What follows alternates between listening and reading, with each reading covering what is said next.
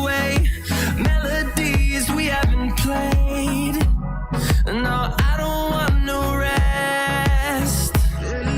Echoing around these walls, fighting to create a song. I don't wanna miss a beat. And on we'll go, through the wastelands, through the highways, till my shadow turns to sun rays. And on we'll go, through the wastelands, through the highways, and on we'll go.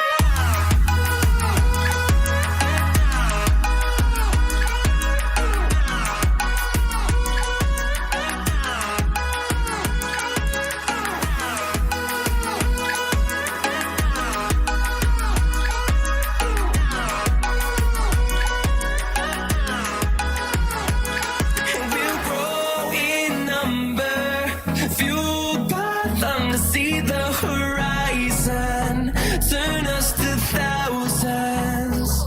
And we'll grow in number, fueled by them to see the horizon, turn us to thousands.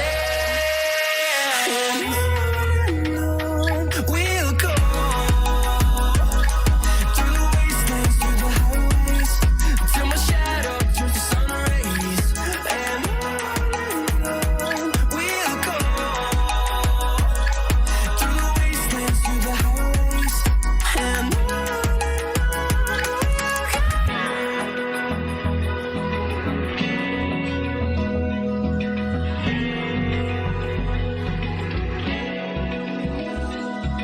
Open eye, feel the waves cut through me, hypnotized by the sounds I'm breathing in. Hold tight, chemicals collide. Hold tight, hold tight, hold tight. Dripping lights paint the skies, all because of you. Dripping lights paint the skies, only you can make me move. You can make me move. Can make me move. You can make me move. Can make me.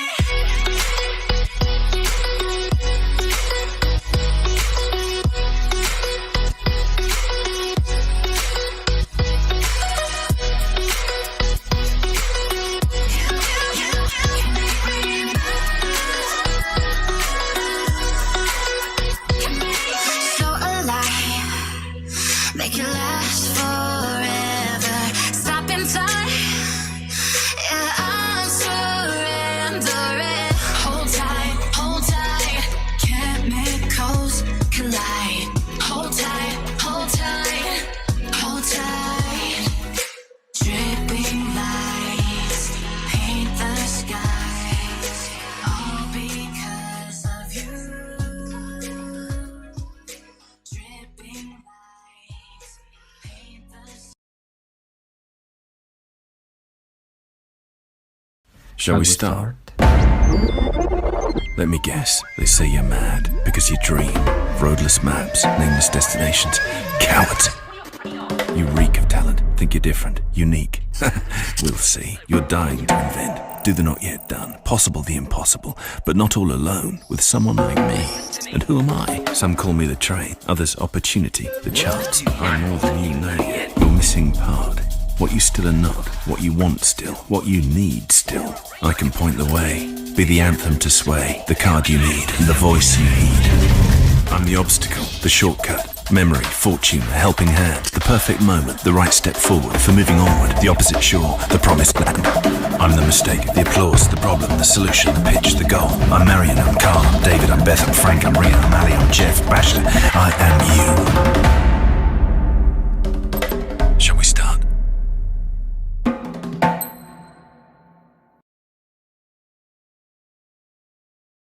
Welcome, everyone. This is Demium Demo Day for 2021. Welcome all. It's a pleasure to have you all with us. The panel is big. Thank you all for joining this event. It's a virtual event, yet it is a global one. And we're very proud to host this event this summer. We have with us Luis Hadjis, General Partner of Demium, General Manager for Demium Athens. Hello, Elias. I have with me also Alvaro Callejo. Welcome, Alvaro. So many entrepreneurs, such great startups. But Elias, give us some information about Demium before we kick off.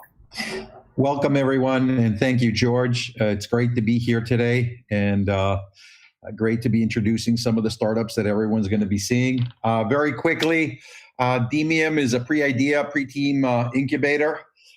We help startups find their co-founders, develop their ideas, validate their business models, build their MVPs, and we help create investable companies. Demium has nailed this for the last 8 years. We've created more than 200 companies starting in 2013 in Valencia, which I think now the portfolio value of these companies is north of 300 million euros.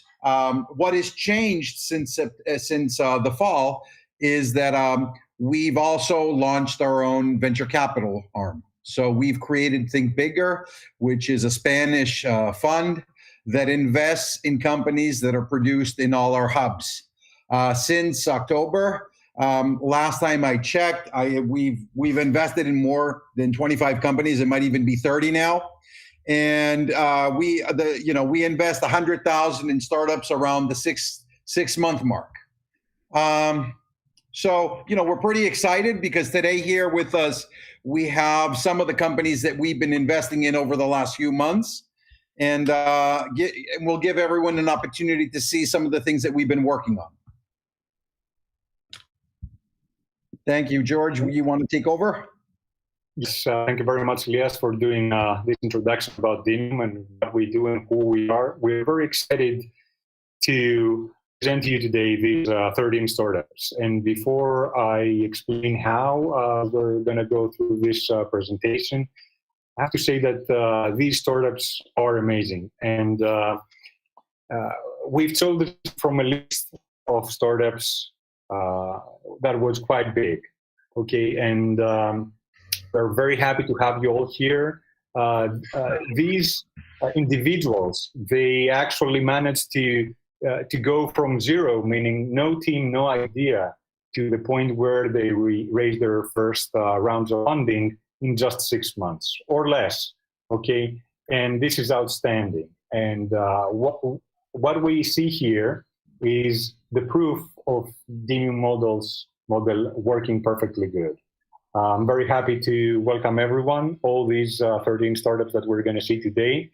We also have with us Alvaro Callejo. Alvaro Callejo, he used to lead he was Demium's portfolio strategy leader for quite a few years, and we are happy to have Alvaro with us as well. Hi, Alvaro.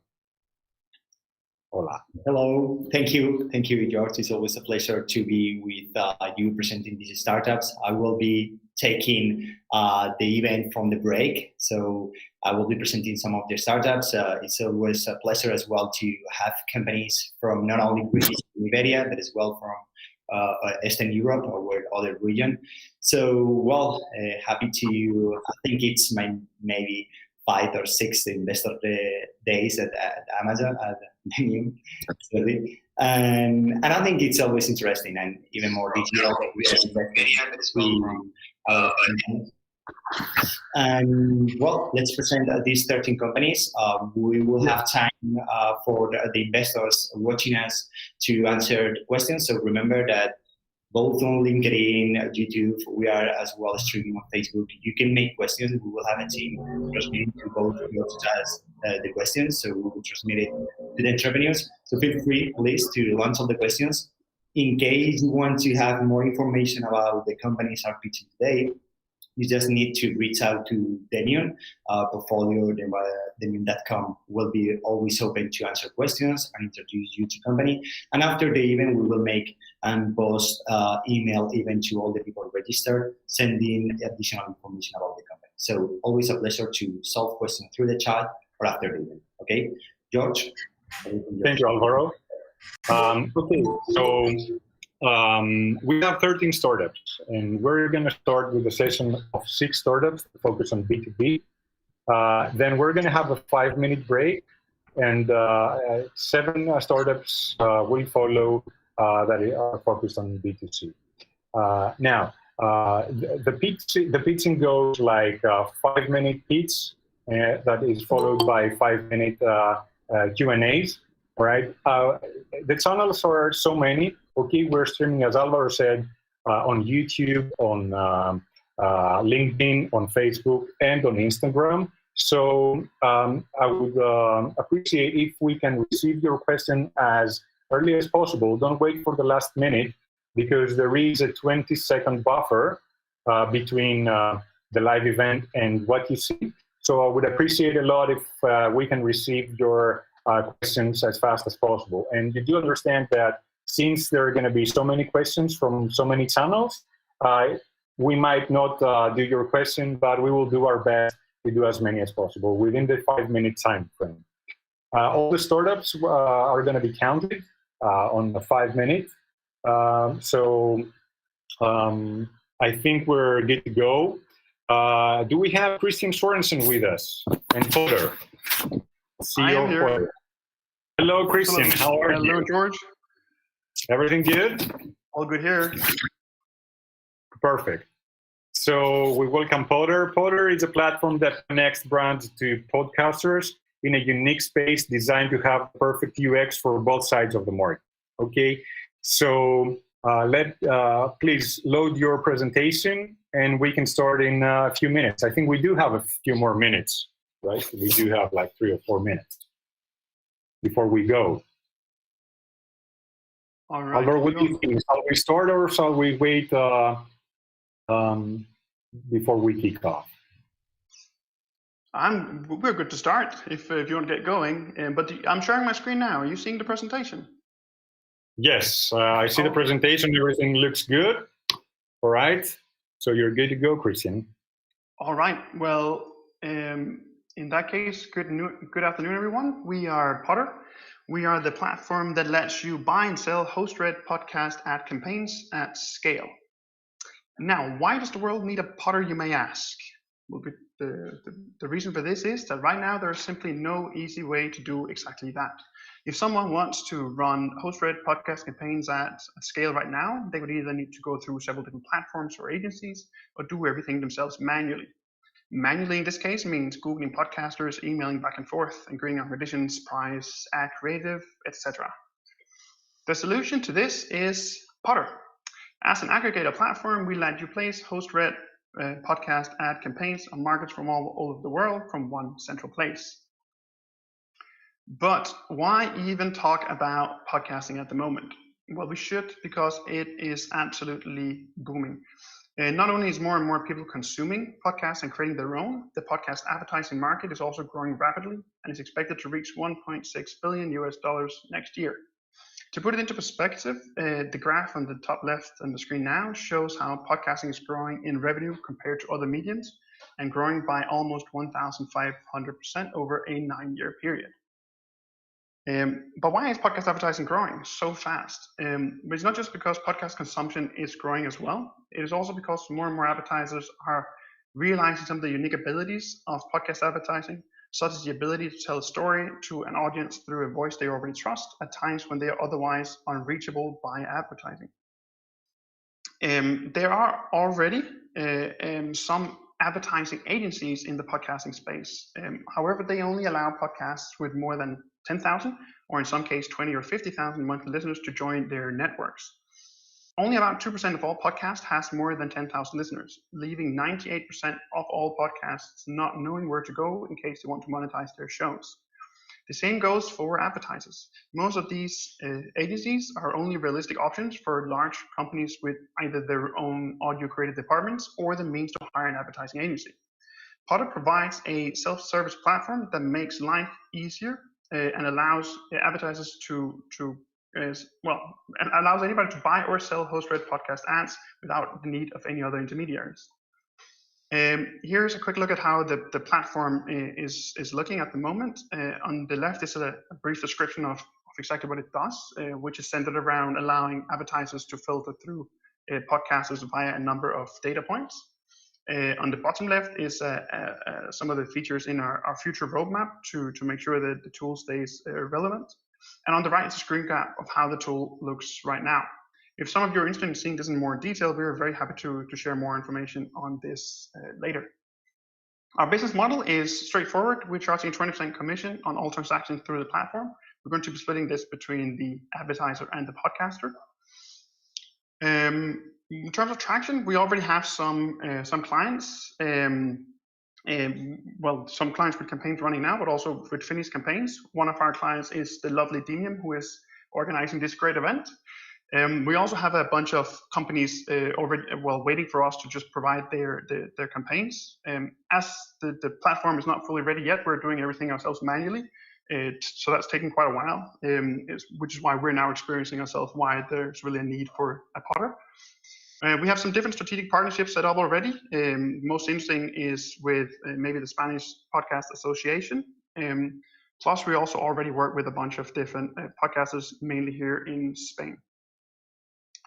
Our rollout for our world domination strategy is going to be starting in Spain. This is where we are. We're based, we already have a good network, but Spain is also an interesting market because it's one of the leaders in Europe in terms of podcast consumption, but the advertising market is still very immature with very little competition. After Spain, we'll be going to the UK, as the UK is the most interesting market in Europe, but also because having everything in English means that we're already starting to indirectly cater to the US market. Here's a quick summary of some of the numbers from our business plan, showing that we expect to hit just shy of 30 million in revenue after year 5. On the right is a pie chart of how we're spending our initial investments that Elias was speaking about just before. And then below is a chart showing how many brands and podcasters we expect to be working with by 2025. The dream team is made up of Andres, my co-founder, and our CTO, myself, Christian, I'm the CEO. We have Guglielmo on finances, Antoine on project management, and Victoria on marketing. We also have a bunch of interesting advisors that we work with. Most interesting is probably Tonya Maffeo, who is the head of marketing of one of our big competitors, essentially. We have Oswaldo, who is the head of engineering at Scotiabank, who's helping us with everything tech, and Carlos, who has taken startups on the entire journey before, who's helping us with all the business-related side of things. Thank you very much for your attention. I would love to hear any questions you may have or suggestions or anything else you wish to share. Christian, thank you very much for the presentation. Yes, there are quite a few questions. I really enjoyed your presentation, by the way. As I see here, what do you see as your main obstacle to success? Can you elaborate a bit on that? Yes, some of the things that we find a little bit is that, while podcast advertising is growing and becoming more and more popular as podcasting is showing up everywhere now, it is still a new thing for many companies to advertise on podcasts. So even though we have found it, somewhat easy to convince companies to give it a go here in initial phases, we do worry a little bit that maybe, in some cases we will need to almost kind of double sell to some advertisers, because we would need to first sell podcast advertising to them as a form of advertising before selling them our platform as the way to then do this advertising. That is probably currently what we consider to be the most interesting obstacle we have. Perfect. And have you considered other revenue streams? We have actually, and we tried to narrow it down to focus on one specifically. In the customer discovery for this, where we spoke to tons of different podcasters, lots of things came up as something that, there's lots of pains in that world, and there were many that we thought that we could definitely help with. We decided to focus a little bit on the advertising first, but another really big one is that, you know, a lot of the podcasting kind of ecosystem is set up around having guests on your show or being guests on shows. But many of these, you know, many people say it's quite hard to find qualified guests that fit into my niche, or it's quite hard to find shows to go on. So that's something we're thinking about going into as well, because it's also kind of complementary to what we're already doing with the matching of brands and podcasters. But there's also other ones, like we've been looking at helping sponsor Clubhouse rooms, because that suddenly came and was a super interesting thing. Now, Twitter is rolling out their own Clubhouse clone, so there could be something with sponsoring in that. Like in the audio space, there are so many interesting ways to go that we would love to also go into. Perfect. Midiia, do you have any questions? Yes, I do. I actually know this space somewhat well because I used to be in ad tech myself. And AdsWiz, which was one of the competitors that you listed, actually, one of their very early employees was a good friend of mine responsible for their business development. I think they were acquired by Pandora. My question is, without actually having developed the tech, how are you managing campaigns now? And when do you expect to roll out technology that would allow your customers to actually manage their own campaigns? Okay, well, the first one is right now we're keeping a database in Airtable where we store all the information that we collect on the podcasters. And we then, you know, when we deal with an advertiser and they want to run a campaign, we do it, you know, like the agencies do, the ones that we're trying to replace, meaning that we help them build a brief. We send that out to the podcasters we work with that fit the criteria, and we then handle the intermediation ourselves. In terms of when the platform is ready, we really would like the first one to be at the end of August. Like that is what we're going by right now, but you know, that may be pushed back a week or two or whatever. But that is the plan we're going with at the moment. Great, thank you. No worries. Thank you. I don't see any more questions actually. Right, so everyone, please feel free to contact Coder directly, Christian, or anyone else from the team. If you have any questions beyond this point, because we reached also the 5-minute Q&A session. Thank you very much, Christian. It was an amazing presentation. Thank you very much. You can stop sharing your screen now. Before we move to Warsaw and Scaleity, is Matthias with us? Hi, everyone. I'm here. Hello, Matthias. How are you? I'm fine, thanks. Perfect. So let's load your. Let's see your presentation, if you may. Yeah, 1 second. You're seeing it right now? Yes, it's loading.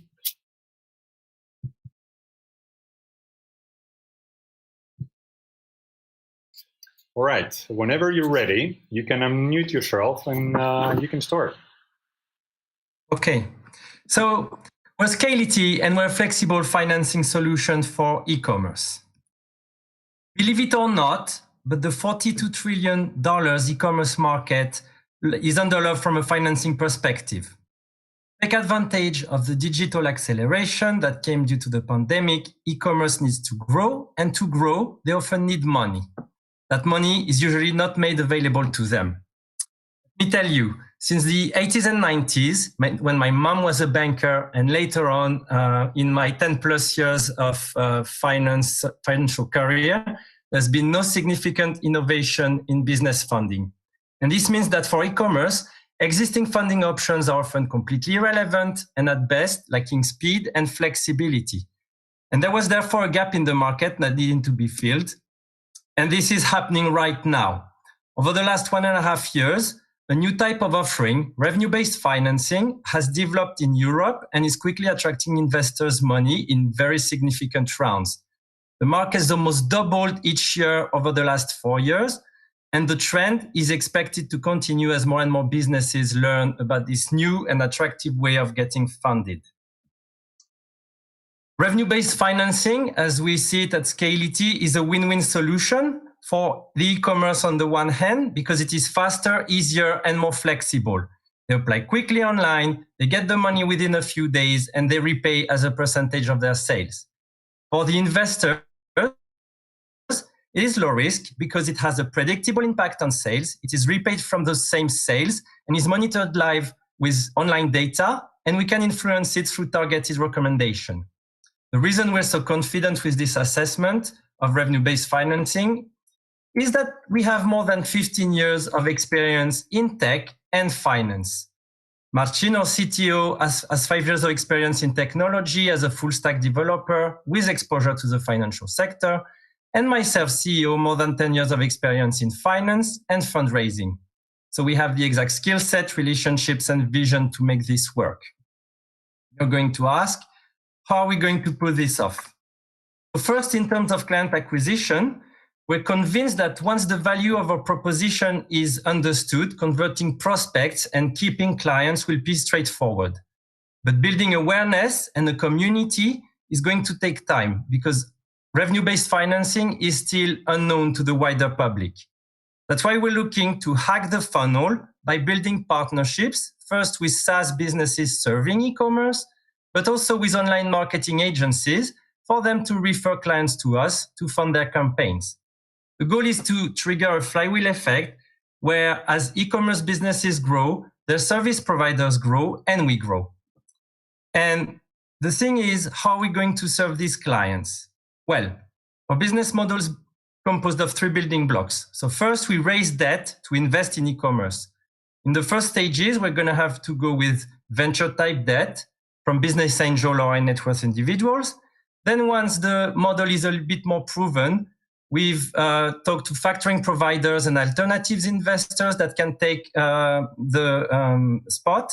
And finally, once we've got a good track record, we look to refinance with banks at the lowest possible cost. Second building block is that we fund e-commerce with a target repayment of a few months, being repaid via a percentage of their monthly sales and earning money with a flat transaction fee. And finally, we look to reuse the capital into new loans to collect the fee several times a year for a target IRR of 25 to 30%, which should leave a comfortable margin, which should go up as we build a track record and can borrow cheaper money. Oh, sorry. In terms of how we're going to build the product, we're looking at a 4-stage cycle. First, connecting to the client's data, analyzing it, visualizing the outcome, and funding the client. Our aim is to have this entire cycle fully automated from a client's perspective. However, bearing in mind the challenges of scope, speed, cost, and quality, we have split the product roadmap into 3 iterations. The first iteration is right now with our MVP, which is fully manual and a low-tech solution. Basically, the client grants access to their account, we collect the data, and we make analysis through an Excel algorithm. The second iteration, which is in a timing of 3 to 4 months, will be when we collect the data in an automated manner, our platform becomes more interactive, and our operating process more robust. And finally, in the third iteration, everything's fully automated from a client's perspective and monitored live. And then we can start scaling. And talking about scaling, we have ambitious plans for Scaleity. So past the initial setup phase, our goal is to get started with sales, which will lead to data collection and analysis done manually with our algorithm. With the initial performance, we will drive our seed funding and we'll start hiring a strong IT team, which will help us get ready to raise our Series A with the aim of starting to develop a machine learning technology in our second year. On the back of this take, we'll be able to scale and enter new markets and verticals. And finally, at the 2.5-year mark, we are looking to launch an embedded finance service, which is the main driver to our revenue growth later on. As shown here, our annual revenue starts growing exponentially from year 4 when our embedded finance service is fully up and running. We expect to reach sales of circa 30 million euros in our 5th year. And it's worth mentioning that it's built with a rather pessimistic approach in the sense that we only need 3,500 repeat clients out of 1 million e-shops in Europe to make this happen. To sum up, in the context of a booming e-commerce market, Scaleity is the win-win solution to fund e-commerce with a low risk for investors. And we're striving to maximize returns through quick capital rotation, an optimized acquisition strategy, and a scalable technology based on machine learning. Thank you. I'm happy to hear your questions. Matthias, thank you very much for the presentation. Really interesting, Scaleity. Okay, there are a few questions. Ilya, do you want to go first? Yep, I have a couple of questions. My first question is, I'd like you to elaborate a little bit on your capital raising strategy for the debt that will be used to fund e-commerce. Yeah, sure. So what we're looking to do is, because we've spoken to more institutional investors such as factoring providers or alternative investors to fund the debt portion of our operations. And their feedback is that we need to have months of track record to be able to work with them, just for reasons of the size of money that they can allocate to us, right? So in the meantime, what we look to do is to raise money with high net worth individuals or a business angel, venture type debt that we will look to probably borrow at say 10% interest rates. And then once we've built that track record, go to these bigger investors. And finally, once we've built a very significant track record that we can show to banks and show that the business model is proven, we can go to these banks and look to refinance the money at a cheaper interest rate. Great. I have one more question, if I can, George, and then yeah, go ahead. So early on in your presentation, you said that somebody would be able to come to your platform and apply, and within a few minutes you'd be able to qualify them or not. So my question is, how do you evaluate risk, and so when somebody applies, what information will you be using to evaluate the risk level for the financing that you're going to be providing them with? So we're going to look at two main things. On the one hand, the eShop's performance, so pure online data from the eShop, from Google Analytics, and from their online marketing platform, so Facebook ads, Google ads. So first, with that data in mind, we can look at the exact, almost daily performance of the store and be able to assess their potential for the future and whether or not they'll be able to repay the money we've invested in them. So that's on the one hand. On the other hand, we'll also have to look at the purely financial data of these stores, so bank data or accounting data, to make sure that the business in general is sound from a financial point of view, that it's able to take on that additional portion of capital and that it's going to repay us because it's not in over indebtedness or difficult financial situation in general. Okay, thank you. Okay, there are a few questions coming from investors in the other channels. One of them is, can you please describe what is your typical target client? And then I have one more question. Sure. So typical target client is a business that, first of all, makes sales online, and we're looking at more than 50% of their sales done online, with an online revenue of more than 20,000 euros per month, and up to say 100 to 150. The reason is that below that, the market is much wider, but from a client's cost acquisition point of view, it doesn't make sense. And above that, they're much more structured, and therefore they probably either don't need us or have the capital. So we're looking at that kind of tranche, and they also need to kind of know what they're doing in terms of online advertising. We're looking to provide advisory, but in the first place, we need to be sure that these businesses have a successful track record in spending money on online ads. And that means having a return on ad spend of more than 3, ideally even more than 4 times the spend. All right, 2 more questions. If we have the time, we'll see. I mean, if we have 2 more minutes. Which is your main key advantage compared to other revenue financing platforms? Are you going to start in Poland, and why? I don't know from whom this question was, but if you can elaborate a bit on that. So in terms of the key competitive advantage, first of all, our team. So we have that experience in finance on one hand, in technology on the other hand. We already a team that is multicultural. I'm French, Marcin's Polish. We've had very broad exposure internationally. So we know that this will facilitate our ability to expand internationally later on. Second, we have as a target to go, of course, I'll answer to the question about Poland at the same time. We have as a target to start in Poland because at the moment we're based in Poland, but the goal is to expand internationally as quickly as possible. I think we're still in early days in that market, but we want to take market share as fast as possible. Some other competitors are popping up everywhere.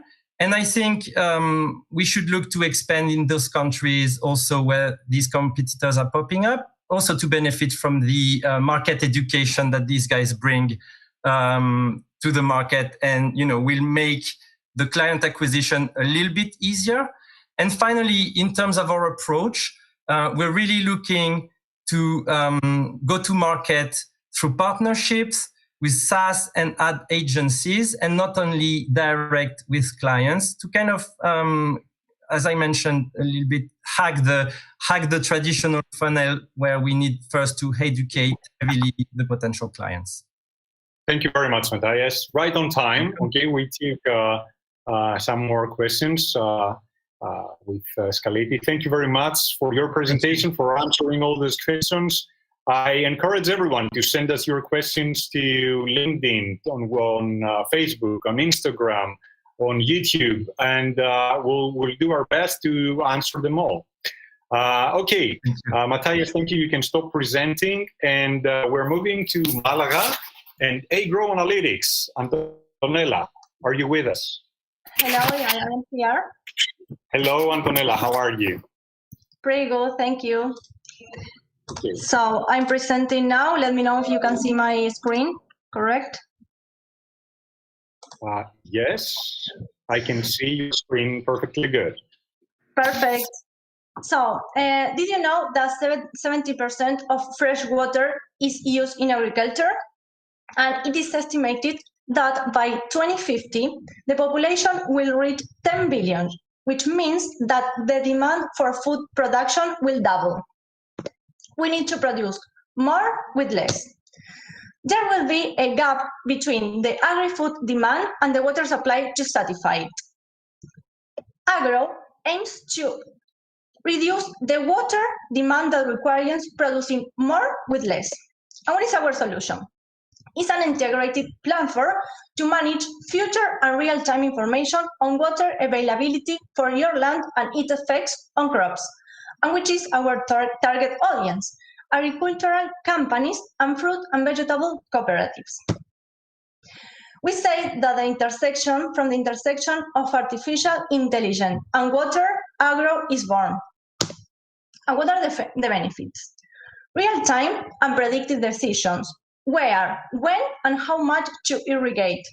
It allows a smart water planning with a water efficiency, allowing making better decisions for your land.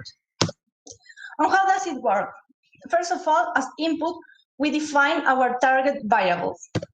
Then we proceed with data collection, internal information as historical information from our clients, and external information as satellite information, weather station, topographic information. Then we proceed with cleaning, processing, analysis of this information. And finally, Through our machine learning algorithms, we make predictions. Which is our business model? It's a SaaS B2B, and we are focused in business with the customized price. So the average size of our clients are 200 hectares, and the price is 3 per hectare, and this is per month with annual contract. But we have as well a basic plan, 25 per month, that you can upgrade by hectares and user. And this generate will be for lead generation. What about the market size? If we go to worldwide precision farming, the market is 3.7 billion. Then if we go to our agtech fruit and vegetable market in Spain is 210 million. And then our service obtainable market is 3 million and is aligned with our ARR in the year 3. What about our roadmap? If we go to our product roadmap, we launched our MVP in March, and we raised our first pre-seed round of 110k euros. And then in June, we will be launching our first beta version that allows monitoring of water stress and possible scenarios. And then in August, we will launch our second beta version. And this is aligned with our clients. Currently, we are working with 4 clients. We are estimating 5 clients in June and 9 in August. What about our traction? As I mentioned, we are working now with 4 clients. 3 of them are cooperatives, and the last one is an export company with different fruits and vegetables, and the average size of our clients is 35 million of revenue per year, and we have another that it has 330 million per year. What about our competitors? We define these 5 as main competitors. Our main differentiator is that we are allowed to, we can say the effect on crops. What about our team? We are a team of 7 people and 3 co-founders. Myself as CEO with 7 years of experience as consultant and valuation and business development. Fernando as CTO with 10 years of experience in machine learning as head of data science and a lot of experience in product development. And Pablo as COO with 3 years of experience in environmental science and digital marketing experience. And then we have our technical team. 2 persons are in charge of our data science department, and 2 people are in charge of our software engineer department. We say Agrow Analytics is your agricultural platform built from the ground up, the water. Thank you. Antonella, thank you very much for the amazing presentation. Okay, there are a few questions that just popped up in the channels, right? I'm going to start with this before we have any of our own, okay? Sure. How you mentioned that there is an agreement with 4 clients already, the pilot clients. Can you elaborate a bit more on the agreement you have with these clients? Sure. We have defined an agreement for 1 year. They will be for free this first year, but in exchange, we will be working with historical information from them. So we are working with his land, their lands. We are working with historical information about irrigation, sensors, and all this information that we are integrating in our platform. So they will be paid clients for year 2. All right, and who's going to sell the product to the clients? And there is a question about the roadmap. Maybe if you can elaborate a bit more on the roadmap. Sure. So the first year, the efforts will be from myself and the COO. 30% of our efforts will be in sales from June on. And then from month 11, we'll be incorporating our first SDR. The second year, our effort in sales will decrease to around between 5 and 10%, and we will incorporate another SDR and 3 AI. AE, and year 3 will be a team of 8 with 3 SDR and 6 AE.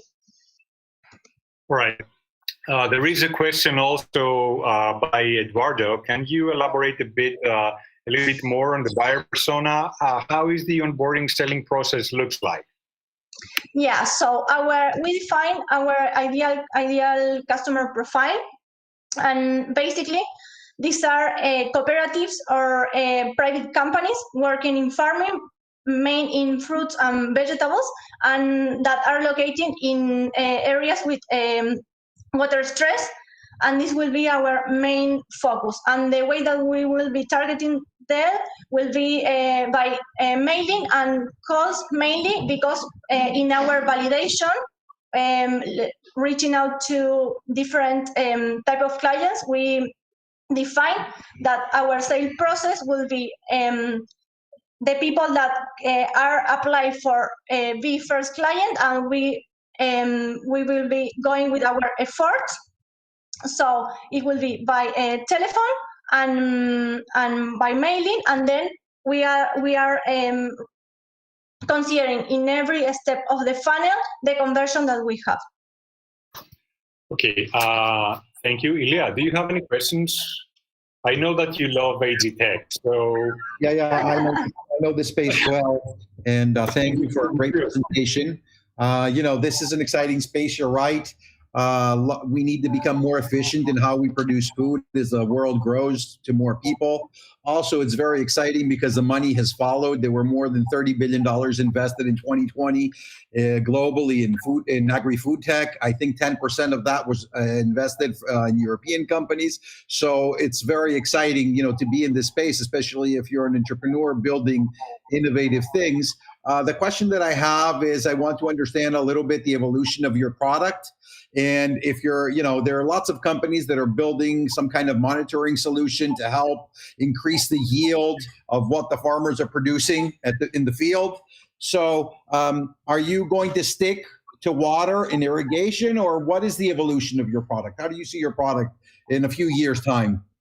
Yeah, our idea is to stick to water evolution, but it means that this will be our base that where we are starting now. But in the future, it will impact the production and the quality. So sometimes you are the irrigation is more that it should be, and with less water you could get more quality. So basically, we will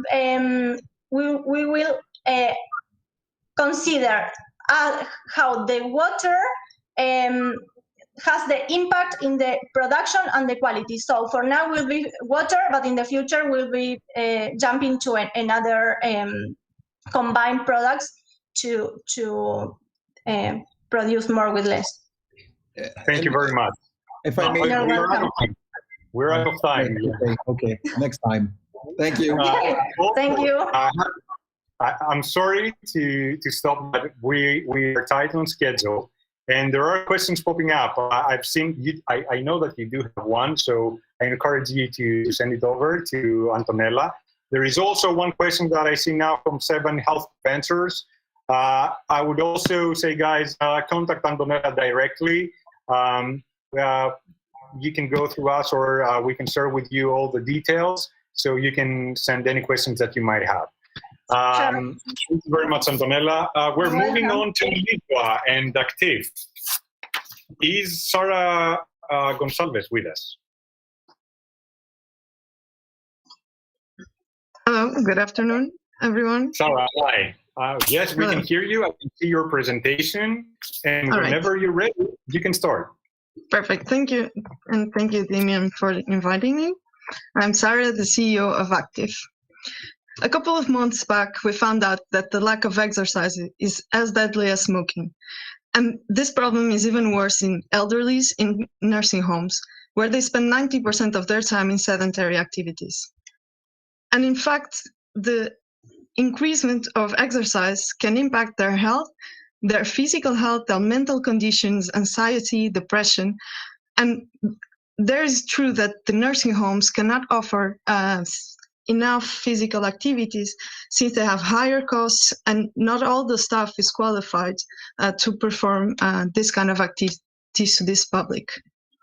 Our solution is kind of a Netflix, a healthy Netflix for seniors, where we provide digital content for physical and cognitive activities.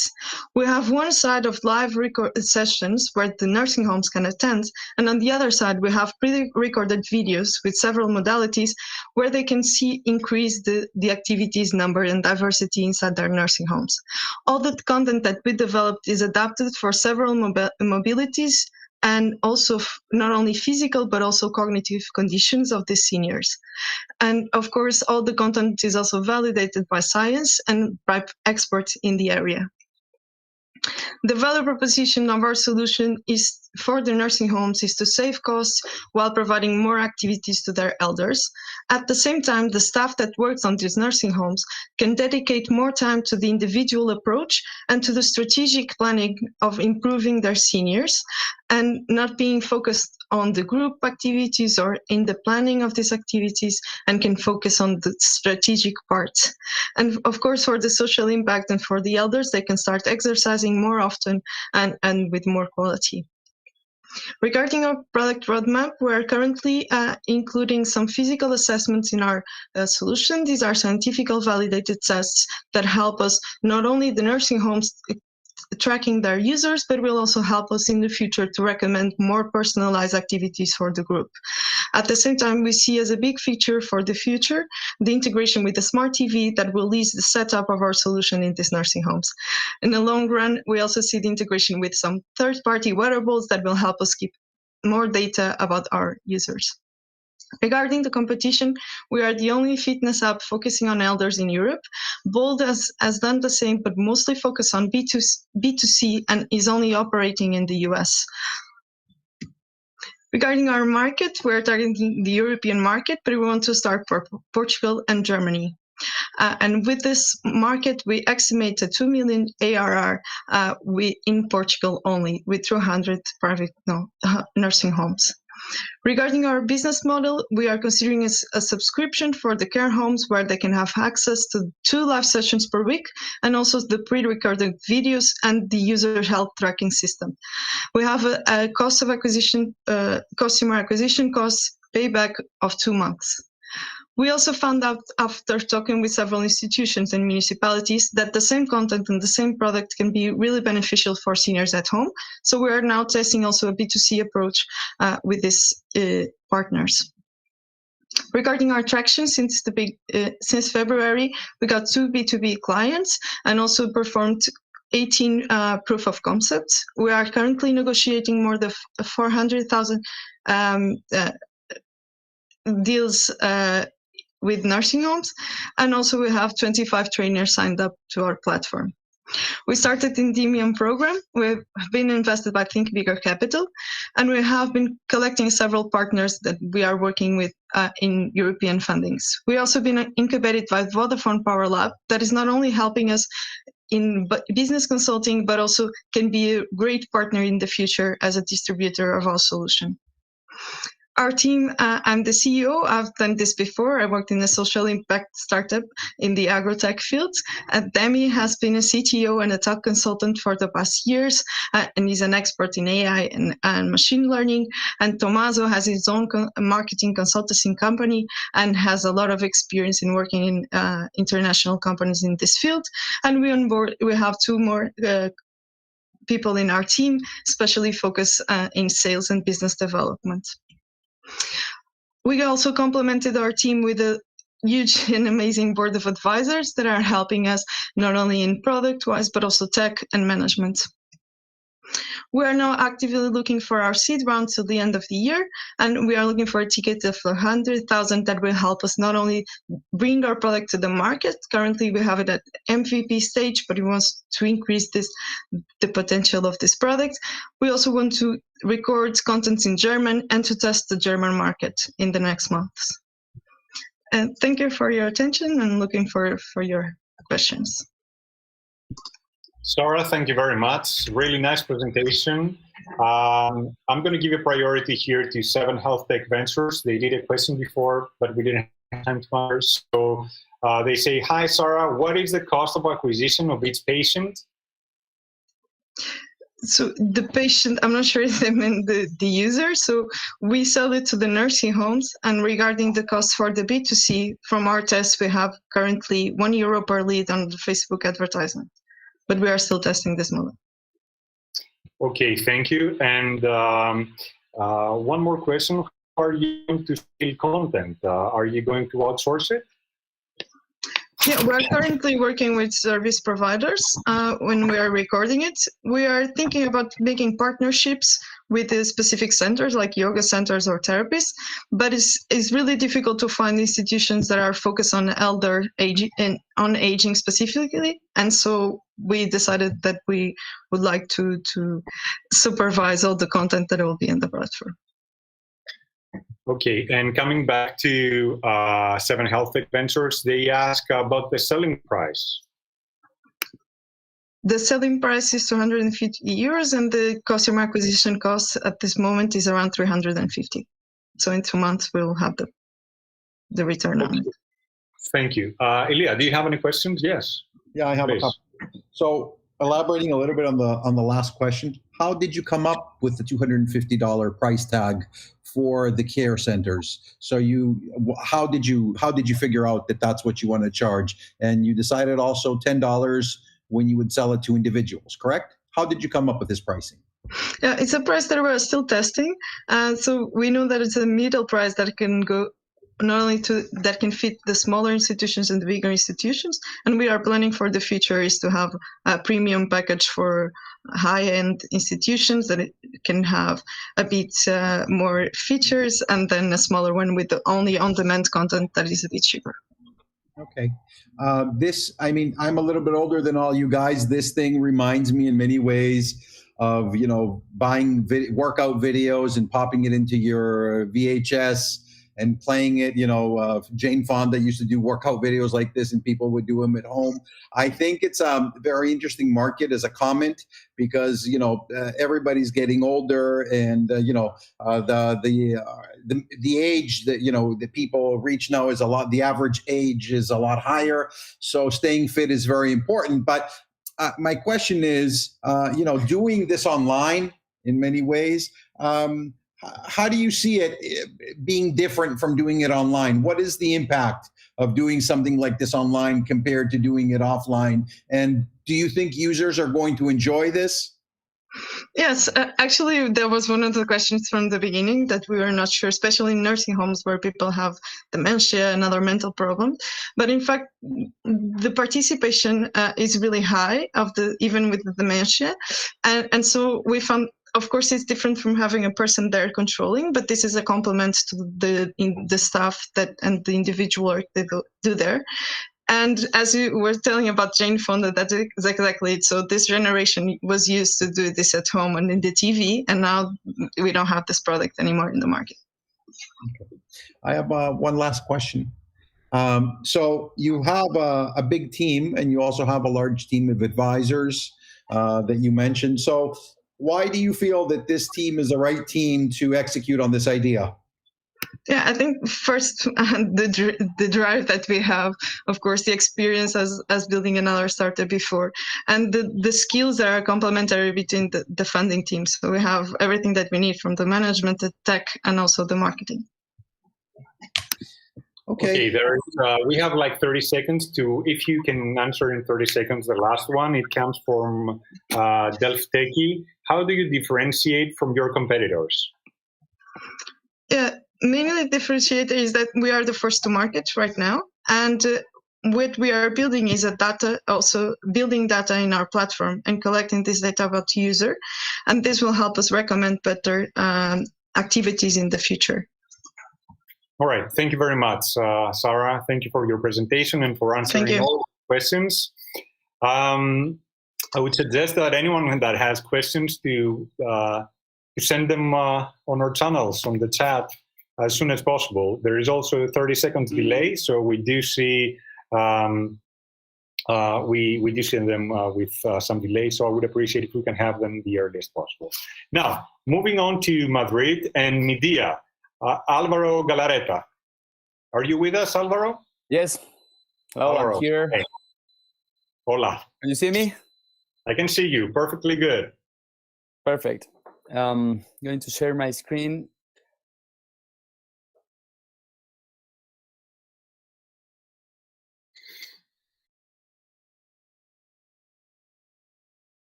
Well, it's everything okay? It looks okay. You can start. Okay. Hello. Good afternoon. My name is Alvaro, co-founder and CEO of Midiia, advertising technology for your brand. Sorry, I have technological problems here with the slides. Okay, it's okay. What's Midiia about? Midiia is a unique platform which allows advertisers to create, launch, and manage media advertising campaigns in a multiple media supports in an easy and fast way without intermediaries and completely online. As a client told us, Midiia is like Facebook ads, but for everything else. And who is Midiia for? Well, in the process of validating the idea at the beginning of this year, we spoke with multiple potential clients who shared with us the problems they have when carrying out marketing and advertising actions.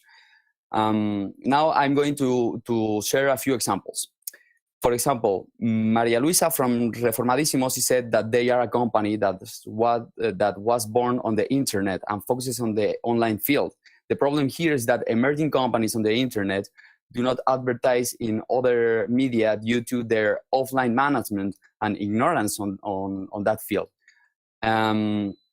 Also, Ana Cervera from a law firm, she said that she alone must manage all the advertising activity of the office, and it takes a lot of time and effort for her. So the problem here is that small businesses without a large marketing team spend a lot of time and effort when running media advertising campaigns, both digital and offline. And to finish, Energy System, they say to us that they advertise in media because this company is bigger than the other two. They advertise in media, but managing with intermediaries is expensive and slow. And the problem here is that intermediation with media agencies slows down and makes less efficient the work of medium-sized companies that advertise in media. So, in short, who is our target? Our target are marketing or advertising directors with a budget of less than 1 million euros per year. Only in Spain, we find more than 135,000 brands. And how do we solve the problems that these advertisers have? Through digitization and technology. It will allow us to automate and make current media management operations much more efficient, offering this service to the long tail of the market in an efficient and transparent way. We offer that brands can take control of their brand advertising through a unique model that helps to generate campaign plans adapted to each client based on data from the sector and artificial intelligence solutions. Those campaign plans can be executed and managed from a single platform. Also, in addition, our monetization is transparent. We charge a 10% fee on the total amount cost of the campaign or the action carried out by the user. Now let's talk about the market. The advertising market is tremendously large. Only in Spain alone, it represents more than 13 billion euros. And the market volume that feeds our target customer, TAM, is around 40% of all the market size. This is a very important part of the market. Now, let's talk about what players are out there in the market right now. Well, in the market, we find many players. The ones below, not digitized, are the conventional players. They have a consulting model, not scalable at all, and they focus on few but big advertisers. Then we have the most digitized players. They have a very digital operation, but focus on very few advertising media supports. And finally, in media, we focus on the long tail. We offer a highly technological solution that covers various advertising media. Well, and what have we done so far, and what will we do in the future? Well, we launched our current MVP in February. We closed a 100K pre-seed round in March, and at the moment we have more than 30 users registered, more than 400 advertising supports added. We have generated 4 media plans, advertising plans, and at this moment we have 1 campaign in execution. We hope to launch our version 2 of the platform in October, and we will open a seed round in November. And the team, a very important part. We are a very balanced and fully dedicated founding team. Julio is in charge of all the technological part. Pablo is an expert in the sector with more than 25 years of experience in media agencies. And finally, me, Alvaro, I have experience in business related to new technologies and technology transformation as a consultant in technology strategy at PwC. And also, we also have 2 great employees who are helping us to develop the data models and machine learning of our solution. To finish, why invest in media? First of all, the advertising market is tremendously large, as I said before. Also, we are, as I said, a multidisciplinary and totally dedicated team. This is a great opportunity for digitization in the sector. And also we have important alliances with partners in the sector that ensure a correct operation, even with our first MVP version, before launching our much more automated version 2 in October. And of course, be part of our revolution in advertising. Thank you very much. If there is any question, I will be glad to answer. Thank you very much, Alvaro, for your presentation. Okay, there are a few questions that start popping up on the channels. We have Alex Orosenko on YouTube. He says, what channels do you currently support and plan to support in the future? Today, we support digital channels like banners, Google Display Network, and social media, also radio, exterior, and cinema. And in the future, we would like to go into more media, but at this moment, we see that our target demand this media. All right. Also, one more. On your presentation, you were talking about partners. Can you elaborate a bit on that and how they're going to help you? Yes, of course. We have a lot of partners, mainly strategic partners in conventional media. For example, we have a very important partner, El Taller de la Radio, for everything related to radio campaigns. They give us all the price information and relevant information about radio station to build our data models.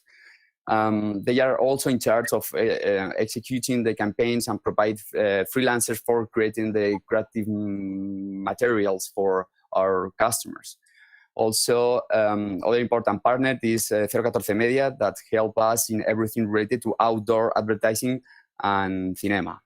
For digital media, we don't have partners, but we connect via API to Google Ads Display and various social media networks.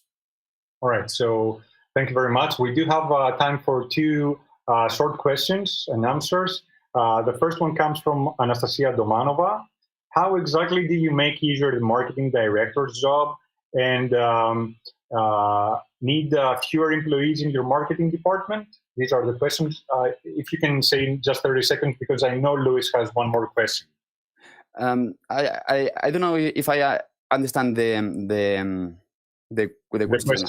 As I said, all the you have to think that media is an aggregator of the players in the market.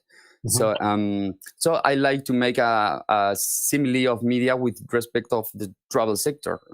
Media could be like eDreams, but for the advertising sector. We aggregate all the players in the sector in one platform. In eDreams, you can buy tickets for different airlines and also book an hotel or rent a car in one platform. Also, if you buy a ticket of an airplane, you can manage do the check-in all in its app.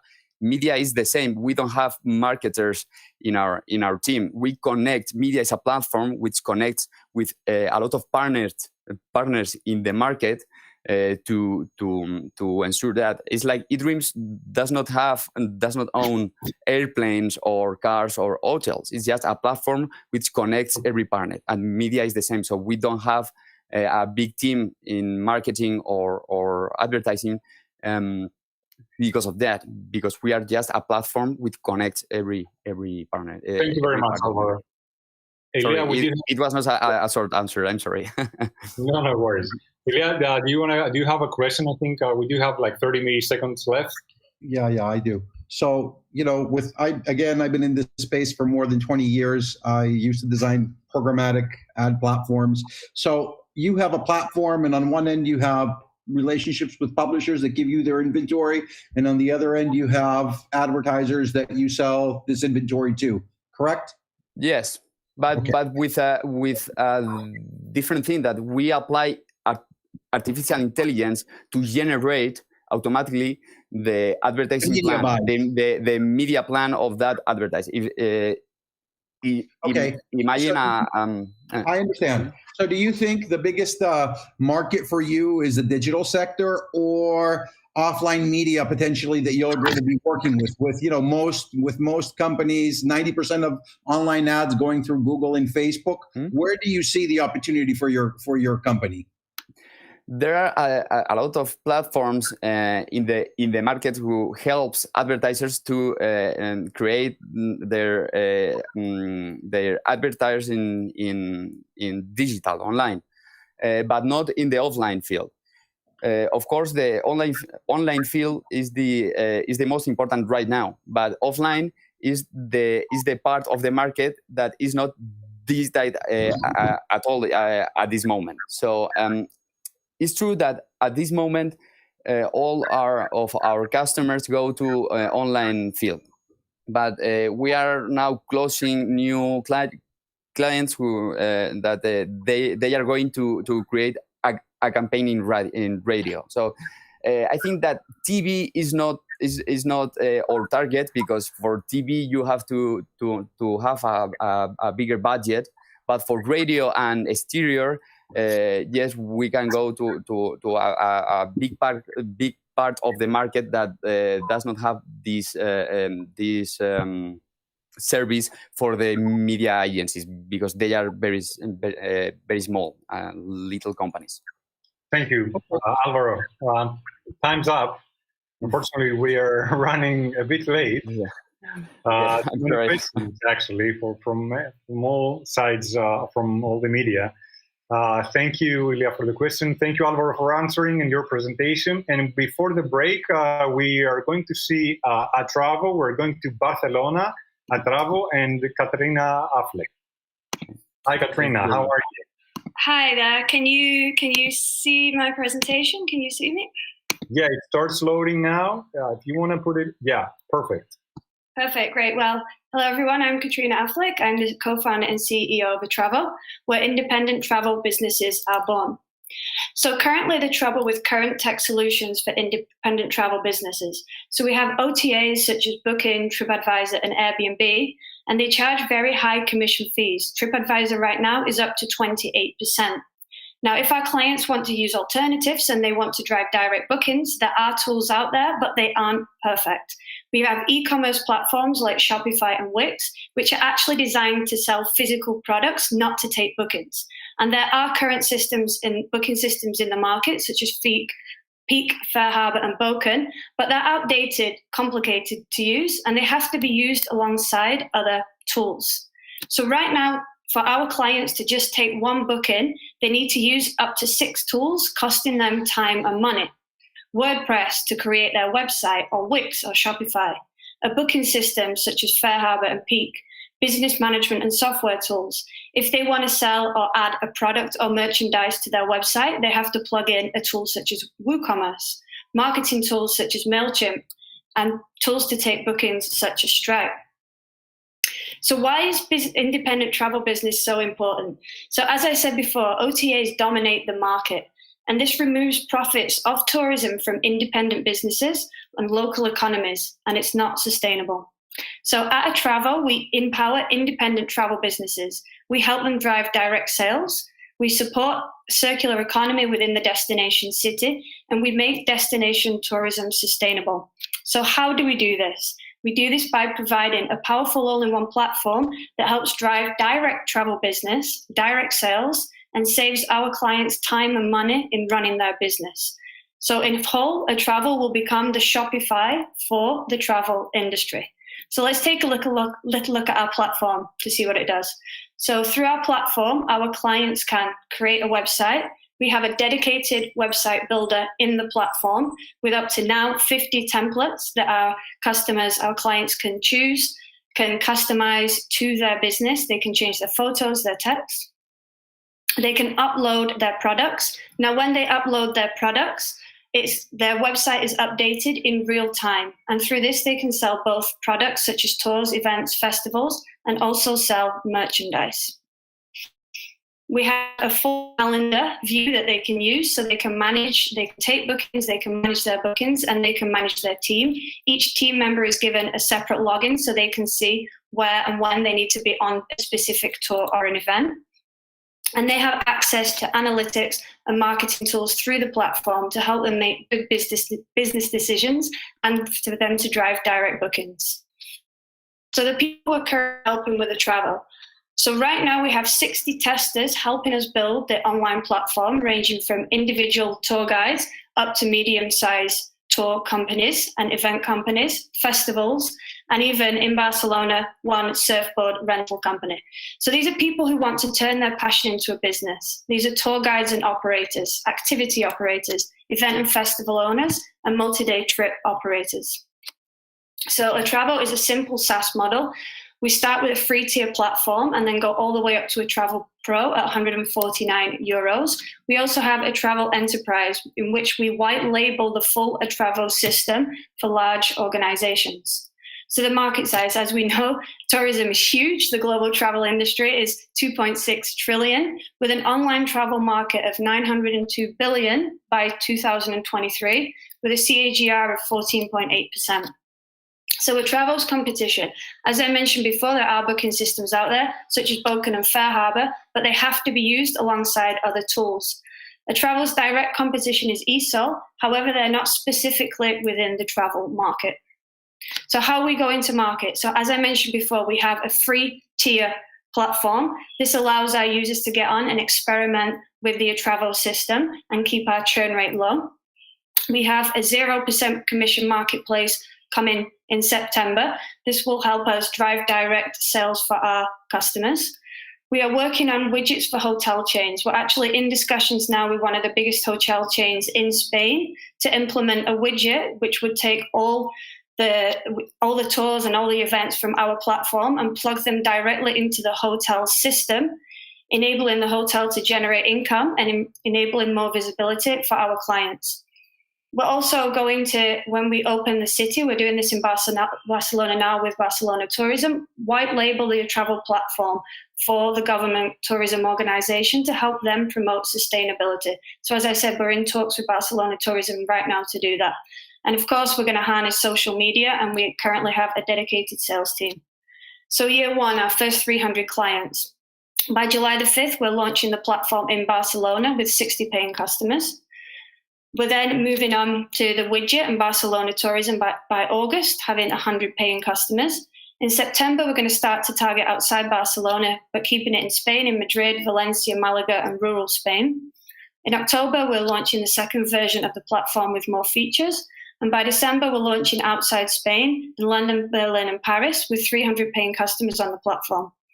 So who are the founding team? Well, myself, I've been in tourism for over 8 years, 4 years running my own tourism company.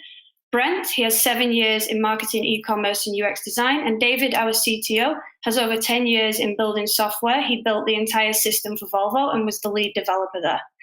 We're also growing our passionate team. We have a full stack developer, UX designer to really help push the product, 2 people working in marketing, and Ian, our sales manager, who has 3 years in sales, including selling for Airbnb.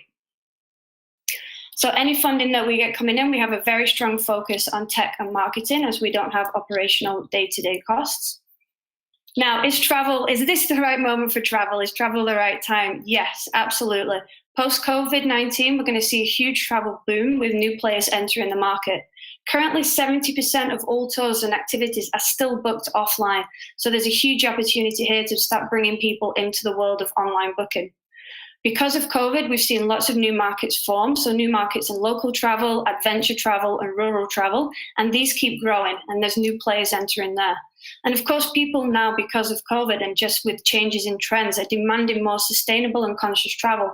So they're going to those individual websites, they're going to those individual Instagrams, especially the younger generations, instead of going to Booking or going to TripAdvisor or going to Airbnb. So what has travel achieved so far? So as I said, traction, we have our first 60 signups. We co-hosted off Fitur, a successful travel event with Demium during Fitur this year. We have a very strong team ready for this challenge. We're a high-growth startup. We were one of the fastest funded startup in Demium history, and we're growing very, very quickly. We're only 6 months old, and we have a disruptive model at the right time as we're getting ready to see tourism open again throughout the world. Thank you very much, and I'm happy to take any of your questions. Thank you very much, Katrina. I really enjoyed this presentation. Really nice, vivid. Okay, there are a few questions. Great. How do you compete with big booking systems on the market? How do we compete with big booking systems? So as I said before, the current booking systems, they've been around for a long time. I personally used one of them myself and in my tour company, and they're quite convoluted to use. You need to contact your developer to install them. So we're competing on simplicity. If you're a new tour company and you come to our platform, you can manage your entire business from our platform, and you can set it up in under an hour. So not having to wait for your developer, not having to wait for your websites, not having to set up 6 different systems. You just come to us and we set up everything. Perfect. And really now, this question comes from me, okay? We're just coming out of a 3rd or 4th lockdown, throughout Europe. For Greece, it was the 3rd one. Do you really believe that this is a good time for traveling? I mean, half of the people are still not vaccinated. No one knows if they will or not. The summer is around the corner, actually. Can you elaborate a bit more on that? Absolutely. Yeah, no, this is a great question, and a question we're asked all the time. So when you have a tour company or event company or festival company, you're always planning 6 months in advance. So a lot of the testers that we have on board, of those 60 testers, they're saying to us, this is perfect because I want to open again in September. Everybody's looking to a September date. Now, to get to September, you have to plan. So the testers we're working with, they're getting ready. They're rebuilding their business. They're rebuilding their websites. So now is the perfect time for travel. And it's why we're going so quickly, because we want to get in there before travel really, really has its boom. Perfect. Midiia, do you have a question? You're muted. Yes, I do have a question. Great, thank you. Nice presentation. Thank you. So, I think the biggest challenge for small businesses in the decision-making to choose your platform or to use other channels through which they distribute their products would be how they are able to drive sales directly to their channels so they don't have to pay the commissions of Booking.com or Airbnb and so on. So how do you help your clients drive sales and sell directly to their clients in order for it to make sense for them from a financial standpoint to pay your monthly costs, whatever tier they choose? Yeah, absolutely. So we're going to do that in different ways through the hotel widget, giving them visibility, and through our 0% commission marketplace. But I would answer this in another way as well, if I can. most tour companies are going to have their own website. They're going to want to drive direct bookings at some point, because a lot of tour companies take corporate clients, and they take, a corporate client, you might earn 10,000 just for one experience or for one tour. Now, you're not going to want to give that commission ever to Airbnb or Booking or to a system like that. So when a tour company reaches, or an event company or a festival company, a certain volume, let's say, a certain growth, they're going to want to have their own website. Now, through our system, it's going to be much faster and much simpler for them to manage their day-to-day. And this time that they save managing their day-to-day, they can focus on marketing.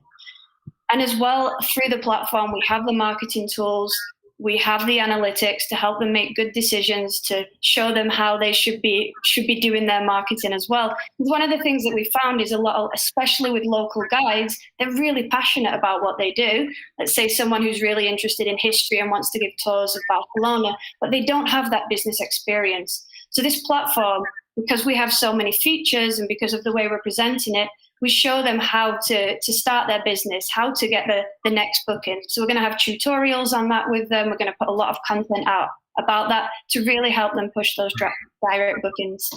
I hope that answered your question. May I ask one more, or is there no time? We do have like 2 more questions. Go ahead. Let somebody else have a chance. Okay, great. So can you explain a little bit more about the go-to-market strategy? And then we have from Delphi one more question. Yeah, of course. So as we said before, our go-to-market strategy, what we're doing right now is we're speaking with Barcelona Tourism to help understand the sustainability of Barcelona and to white label our system with them. But we're also contacting individually clients and bringing them onto the platform through our sales director, and really building this platform with them. So as we're building it with them and as we're bringing the most value to our customers, we're seeing a lot of great response in that and a lot of traction. All right, thank you. And the last question from Delphi: how about the round you're looking for and the valuation? Okay, yes. So we are currently looking for a bridge round of 100,000. Around 8%. It's a valuation of about 1.2 million. And then our seed round, we're pushing to September or October, a 1.2 million round for 20%. So at the moment, the seed round to help us finish the platform, and then later on this year, series, the seed round. Sorry, pre-seed and then seed, if that makes sense. Thank you very much. Okay, we're gonna thank you very much, Katrina, for the presentation. Thank you so much. All the questions. Okay, we're gonna jump into a quick 2-minute break. Okay, because we don't wanna move way far from the schedule. Okay, so we're gonna see you. We're gonna take a 2-minute break. We're gonna put some music on, and we'll see you all shortly. Thank you very much for attending the first session.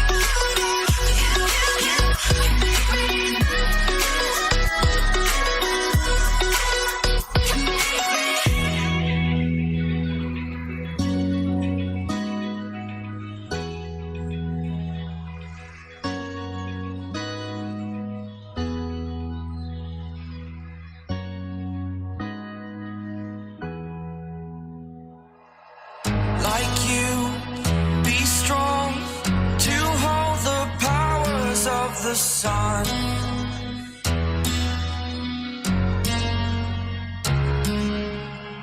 To dream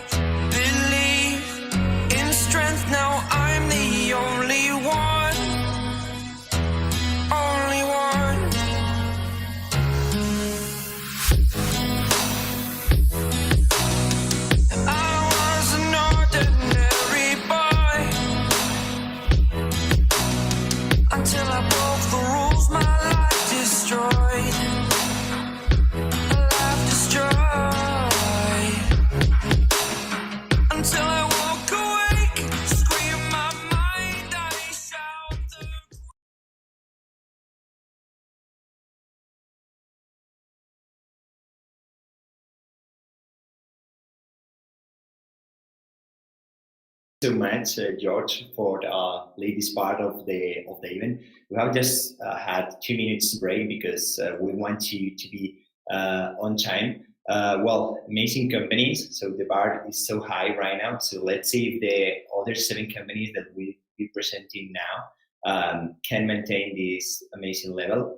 So I don't know, John, if we can pin for a second our panel in order to make an overview of the companies that we will present it. So the last company we have seen has been a travel. We will start right now from Nube, and we will end it up in about 1 hour, 20 minutes from now with recording. Okay, thank you, John. So, well, for those joining now, the event is quite simple. We have the entrepreneurs of the companies recently invested by Midiia Capital, the fund manager of fund of Demium. They will be pitching for about 5 minutes. They will have about another 5 minutes for questions. So feel free, please, in whatever channel you're watching this broadcast to make questions, right? So we are already broadcasting on LinkedIn, YouTube as well, Facebook. So feel free to make questions. I will try to go through all of them, and let's see which are the answers of our entrepreneurs. So, okay, let's enter in the first company after the break. We have Nube today, Edgar Carrillo.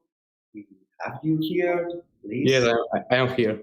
Okay, amazing, Edgar. Okay, welcome, Edgar, from Nube. You're making an HR company that relies on technology to hire developers worldwide. So please start presenting your screen, and once we can see that you can start. Okay, so are you seeing my screen right now or not? I can see it perfectly. Okay, Edgar, let's go. Okay. Well, good afternoon, everyone. My name is Edgar, and I'm the co-founder of CEO of Nube, the platform envisioning the future of tech talent acquisition and validation. 80% of companies struggle finding IT talent. There's a shortage of software developers, and still companies keep filtering the candidates like they were pieces of paper, delivering a terrible user experience in up to 7 months and 10 steps in order to finally hire a candidate. These methodologies produce costly and highly inaccurate processes which damages the company's reputation and produce bad hires. In one word, IT hiring is broken. These are not my words, these are a reporter's words after performing an interview to more than 500 developers of different levels, from junior to architects. And if we keep doing the same thing, the shortage of skilled professionals within the IT sector will be around 40 million by 2030. This is why we have created Nube, the challenge-based recruitment platform for tech talent. Nube provides candidates with real-world challenges, projects, and competitions that automatically creates both soft and hard skills analysis of the candidates' profiles.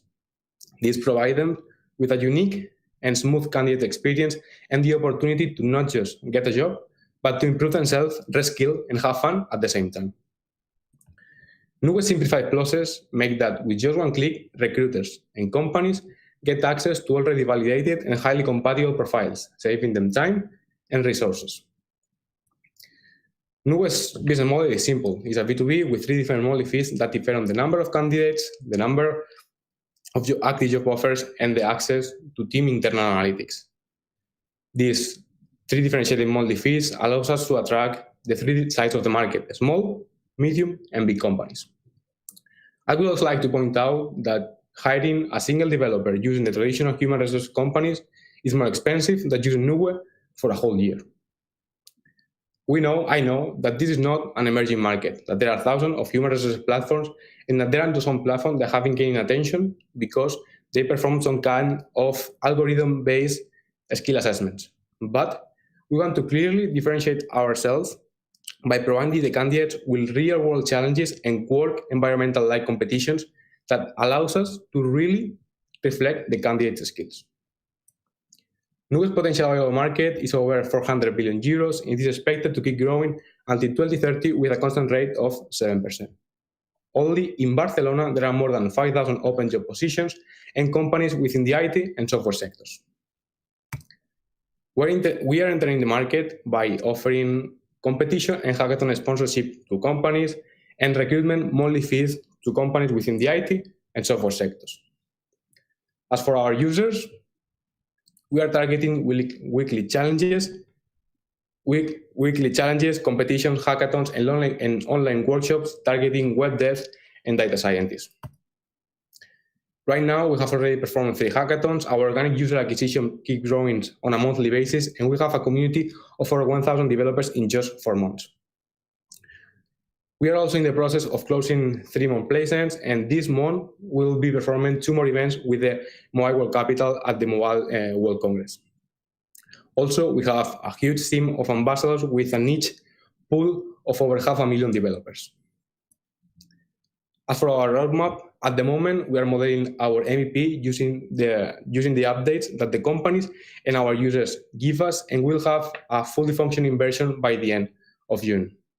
And by September, we'll be getting ready in order to close a seed round in January of the first year that will help us to expand into other countries and take our product to a new level of production. Nube's financial expectations are quite positive. We have a potential revenue of 38.5 million euros, 8 million users, and more than 6,000 clients by 2025.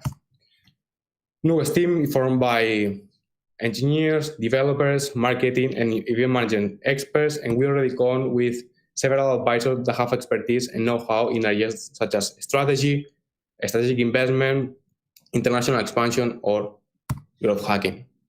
This is Nube, and thank you very much for being here. And now I will be happy to answer all your questions. Okay, Edgar, thank you so much for your presentation. Well, quite impressive what you have already done in just a few months. So entering a little bit more on that, elaborating a little bit more on what you have already gotten. Which are the relations that you are closing with clients? So you mentioned some of them. So which kind of client you are speaking with, and which is the kind of relation that they are thinking to close with you? So at the beginning, we closed several sponsorship like relationship where they were paying for one-shot hackathons, and with that, what we've done is get a close relationship with developers, plus getting real leads and placement into their companies. But at this moment, the last deal that we have closed with Bodas.net is a fair trial in order to start paying a monthly fee in order to get leads from our hackathons and monthly competitions. And what they are looking for in startups such as Nube, right? Differently than other traditional agencies, why they consider that they can rely on Nube in order to have a different customer experience. Yeah. So the more differentiation part that we have right now from headhunters or InfoJobs and companies such as this one is that we provide with real job-like experiences and competitions, and that they can get close to the final person that are going to hire. So this is a developer-friendly relationship, and since the first moment they start generating a great and good company culture. Okay, I think that we have one extra question regarding the KPIs. I think that you mentioned some of the slides, the traction that you have already gotten. So how do you measure the traction? Because you have community and you have clients, and then you have interaction. So can you elaborate a little bit about the main metrics that you already have in terms of community, clients? So at this moment, we are measuring the increase in social media followers in the different platforms that we have right now: Instagram, LinkedIn, Twitter, and also we have several dedicated Discord servers, which is another kind of community. And we've been growing since we started. This last month, we've grown more than 300% since last one, and also companies that we talked several months ago are starting to coming back and asking for new kinds of collaboration. We also have several bootcamps and university relationships and collaboration where they are providing us with leads from students, alumni, etc. And also they are giving us a sponsorship in order to provide our users and companies with okay, I don't know how to say it, with prices for the users. Yeah. I'm not hearing you at all. Just last question. That's a perfect explanation, Edgar. This is the last question that I have that I think is connected with the user experience. So what developers are looking on your platform? Because we have spoken about the clients, but what users are looking in a kind of hackathon or a community such as yours? Okay, so there's a huge gap between what the users get in university or in boot camps, etc. And juniors, what are looking for in our platform is to get the skills and the portfolio in order to go to companies and find the first job. Mid seniors want to really develop and get the skill set that they have in order to go into senior level. And seniors, what they want from this kind of community is visibility and be the ones that are in the top of the ranking of the community, and also have gain experience managing small teams in order to go from senior to team leads, CTOs, etc. Okay. Thank you so much. We are a little bit out of time, but let's continue with that amazing community that you are creating, Edgar, and the best of luck. Take a minute. Yes, thank you. Thank you. Okay, let's continue with the next company. We're changing a lot, and we are moving to Greece to speak with Doreen. We can already see you, Doreen. Try to present your screen. Let's see if everything is working great. Doreen is going to present OMGino. Hopefully, I pronounce it perfect. Oh my God, no, actually it is. And for some reason, I'm not being able to find. You need to have like a present screen on your right corner. Yeah, no, I know where it is, but the window doesn't show for some reason. Oh, no, sorry. No worries. Let's try. If not, we can move to the next company. Okay. Oh, I got it. Okay. Fantastic. Amazing. We can see your screen. Sorry about that. Okay, that's amazing. The stage is yours. All right. Oh, good? Yeah, I think so. Okay. Well, great to see you guys today. And today I'll be talking about Oh My Gyno, everything you need for a healthy coochie. For those of you who don't know what a coochie is, it means a vagina.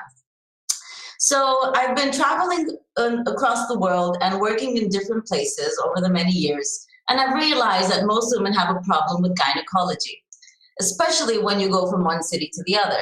There's problems of access, problems of time consumption, costs that are unknown, a lot of conservative doctors, and generally a lot of women who don't feel like they're in control of this whole process, which is about one of their most private parts. So we decided to come up with a solution for that because, you know, we're all complaining about something and we can't really find something for us. So Oh My Gyno is an online health and wellness service that is redesigning the female gynecological experience with user-centered innovative services that promote self-care and control. So how do we do that? So in partnership with the lab, we've developed home testing kits that actually make us do the pap smear that we do at the clinic at home. We also have telehealth services where we can put you in touch directly with doctors that are vetted by the community that have the same values that we do. We also have a shop that sells specific products that are for female hygiene or sexual wellness that are from smaller companies that are made by women for women. And right now we're in the process of just starting where we're creating content about sex education that is actually promoting us and creating the community. Why is this something that we want to do right now? So apart from the fact that Forbes has just said that women in the healthcare industry is going to be worth $50 billion by 2025, and we want to be part of that, It's also because of COVID-19 that telehealth and telemedicine has become something that is very common for people of all ages. Home testing has become something also quite common within the UK and the US. And we see a very big cultural movement of women really demanding things for themselves. Who are our customers? So we're looking at 4 different personas who are the main women that we will be targeting. We have Miss No Access. This is somebody who really does not have access to the good doctor, and we will be providing them with the services with the lab and the doctors. There's Miss Busy, somebody who just has no time to take physical appointments and rather does everything online. There is Miss Progressive, who belongs maybe to the LGBT community and really does not like conservative doctors. And there's Miss Expat, who, like me, travels from one city to the other and needs to have some kind of a support system to know which doctor to visit. What's our market size? So we're going to start here in Greece, but really, we really want to focus on the Middle East because this is something that is very much needed over there. So we're looking at a market size of 4.8 billion euros. And we're developing this based on demographics that we've looked at in every major city of one of these countries. So what's our business model? Well, it's quite simple. We take a commission for the home testing kits. We take a commission off of the telehealth sessions, and we also sell some products where we're also taking commission there. We're looking at 25 to 50% profit margins, which are really great for us. The reason that I also want to say why this is actually a social project and something very dear to me is I'm somebody that comes originally from Lebanon. And this is a very big problem for gynecology because actually in these countries that are quite conservative, a lot of women are not going to the doctor. And the main reason that women have to go to the gynecologist at least once a year is to fight cervical cancer. So cervical cancer is almost non-existent in countries like Australia and in the more developed parts of the world. However, in the Middle East, it is extremely increasing in the next few years and is going to be actually doubling by 2035. And although governments know that this is a very big problem, but a lot of women are simply unwilling to go to these doctors. So home testing kits is a really good way to fight this problem. So we're filling a major market gap unfulfilled by public health. We're developing creative ways to fight stigma. We're lowering cervical cancer by increasing testing in the challenge, and this is the challenge that we want to take. Our competition is mostly in the US and in the UK. So there are companies like Nurex who have been doing this since 2015, and they've been getting quite a lot of investment lately. So this is something that we want to kind of take and try in the Middle East and in the Balkan region. So the plan is to go to these 20 different cities and to set up Oh My Gyno. The idea is that we have a multilingual website and a medical board from the different countries. We have at least 5 recommended good telehealth doctors, mostly gynecologists, but also sometimes nutritionists and therapists that will be there from every different country. And we would have a partnership with a lab and a pharmacy to ensure that we can do all the services. So this is the way that we're going to be actually scaling up. So the team is right now myself and Elizabeth, and we've just hired one new person. We got our pre-seed just a month ago, so we're very, very fresh at this. I come from a user-centered, user experience designer background, and my partner, Elizabeth, comes from a sales background where she's been working with Nike for the last 15 years. So this is our marketing plan. Our mission statement is that we want to be the only one-stop shop for women's sexual health needs, tests, doctors, and drugstores. We want to build an international community for women that keep going from one place to the other to find the support system that they need. And we want to promote self-care and control as a means to empower women and fight stigma. So this is us. Please follow us. We're called Oh My Gyno. If you have any questions, let me know. Okay. Yeah, actually we have. Thank you so much, Doreen, for the presentation. Where a super big market, an incredible solution, the one you are developing. So congrats to you and your co-founder. Speaking about the market trend, why do you consider that right now female-centric businesses are important, right? Are gaining traction in terms of worldwide trend, right? Femtech companies. Sorry, could you repeat that question? I couldn't really understand. Yeah. Why do you think that femtech trend is a growing trend worldwide in terms of investment, right? So why it's more and more. Yeah. Well, I mean, I think the internet and the social media platforms have really been the key thing in all of this. You know, women have had a lot of issues for many, many years. There just hasn't really been the right kind of platform to be able to voice these out. But when we see things like the Me Too movement, you know, taking really global traction, and women kind of speaking out on a lot of the injustices and the needs that they've had that have just been not met, we finally have a place and a technology to do this. And finally, we're also starting to see that there are investors that are taking care of this more and more. We see more and more female investors also that are interested in taking care of this gap. So I think this is why we're suddenly seeing this big rise in femtech. Yeah, absolutely. Actually, we share that trend and that impression. We will have another company on femtech presenting today. So super. I know, Moonlight, they're really great. Amazing to share that values.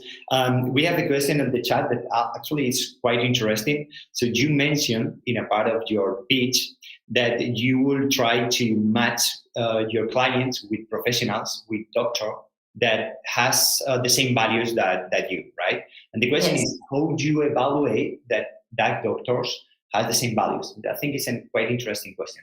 Yes. Well, first of all, everybody that gets to make it on our platform, it's not that the doctors pay to be part of it. So this is very important for us. We're actually going through different groups of women that are on the internet, forums, Facebook groups, who are actually recommending doctors. So that's the first step. We see how many of them are actually recommended. We ask these women why they recommend these doctors.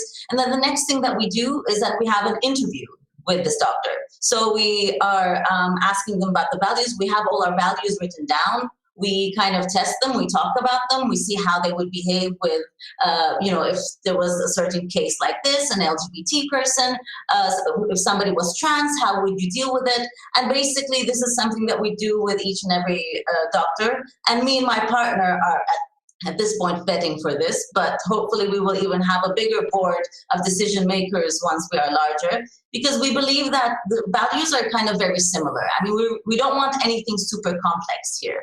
We just don't want these doctors that are just kind of arrogant, which seems to be quite the case, who are conservative, who really don't pay attention to the specific needs of women.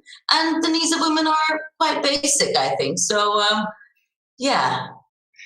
Okay. Yeah, I think makes totally sense.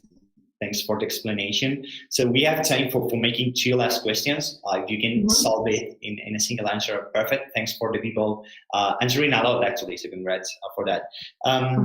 First of all, which is the stage of development of your product? So it's the website live, you have an additional product to target data. This is the first one. And second, how do you measure that in your target market, right? That in your case is Middle East. How do you measure that exists a real market fit? Why do you think not only external data, but internal data, if you have already validated making surveys or making ad campaigns, that is your perfect target market? So that's 2 questions. Okay. So the first part is that our website is 99% complete. However, we have just started this. So we got our pre-seed with Demium about a month ago. However, this is a healthcare product, and this is Greece. So immediately we started to realize that there's a lot of legislation involved about every single thing we can do. So we've had to hire a lawyer and an accounting office who are actually helping us to deal with this. And this is something that I would really like to discuss more actually with Demium, because actually we realize that there's such a big lack of policies. So as a company, we are working under a government that doesn't even have any digital businesses that are health tech related whatsoever. So we're kind of trying to fit in, and it's such a mess, really. I mean, I can honestly say this. So we do have the website, but unfortunately, we still don't have the ability to, get people to pay for our services. We just found out actually last week from the lawyer that even though we can do home tests, within a very specific circumstance, we still cannot brand the box. So, I mean, there's just lots of little hassles. I mean, we take them as challenges and we want to work on them, but this is where we're at right now. So we're basically navigating through this unknown part of dealing with legislations and regulations. Once we're through with that, I think we're going to be good to go. And when it comes to like how we are actually getting to our community, it's a very special type of project, I mean, it is something that is very private. It's really not the kind of thing where you work hard on your SEO up, and then you got people, that are just going to be Googling this and taking the home test. In countries where this doesn't exist, you really have to create this idea that this is a possibility, and you have to create trust. So we start by doing this really personally. We go into different groups. We speak about our own experiences as women. We make bonds, and we build trust that way. So just by doing this, I'll just give you an example. Just by going into one female expat group that was in Greece on Facebook, and we just shared the survey with them, and we said like, hey, this is a project that we want to work on. Within 2 hours, we had 70 responses and 70 people who gave us their emails because they really want direct marketing with them. They really want somebody to give them feedback.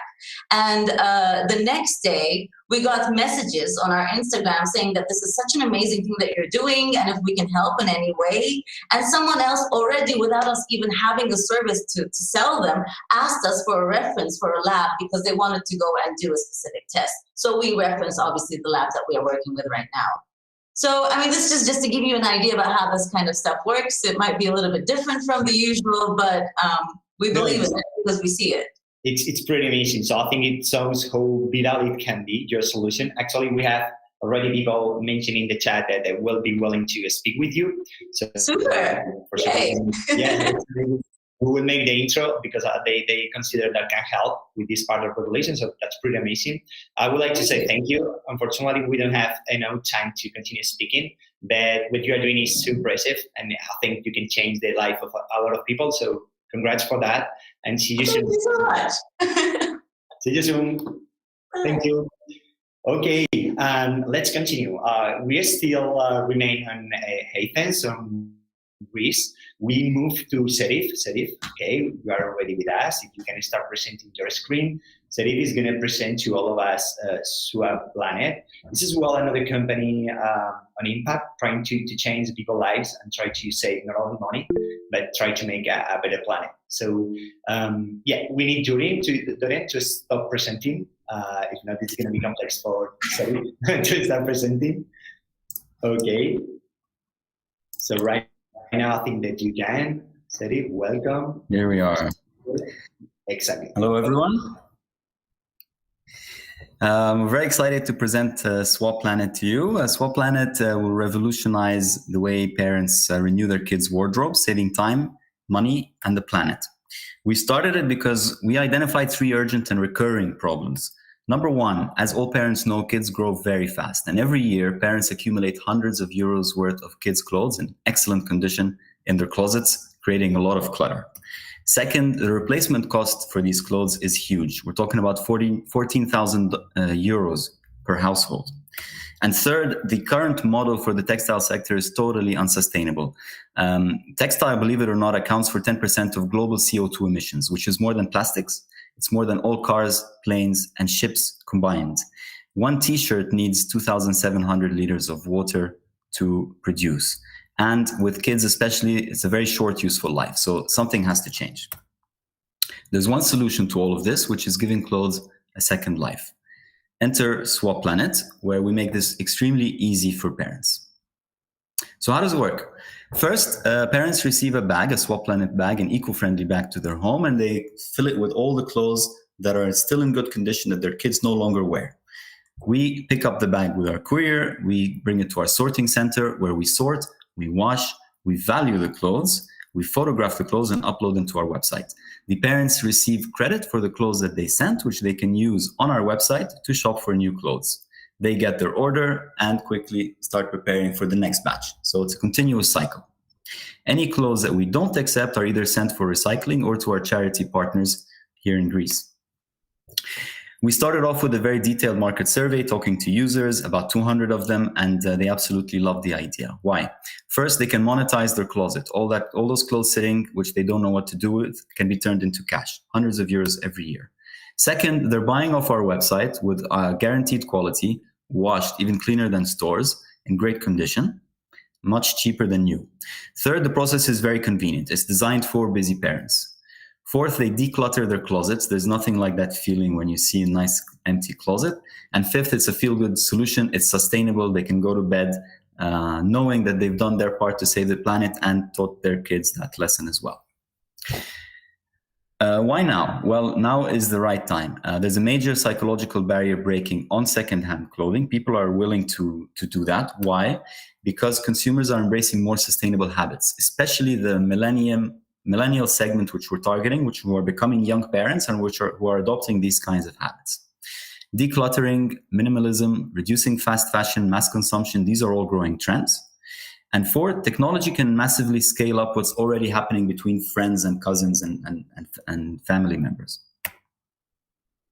This is a huge market. Think of every single household with kids. In euros, that translates into 100 billion euros for Europe and the USA.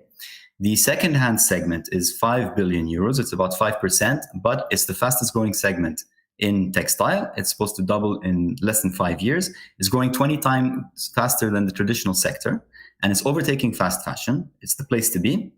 We're targeting about 3% of the second-hand children clothing market, plus a small conversion of first-hand clothing market for about 350 million revenues eventually.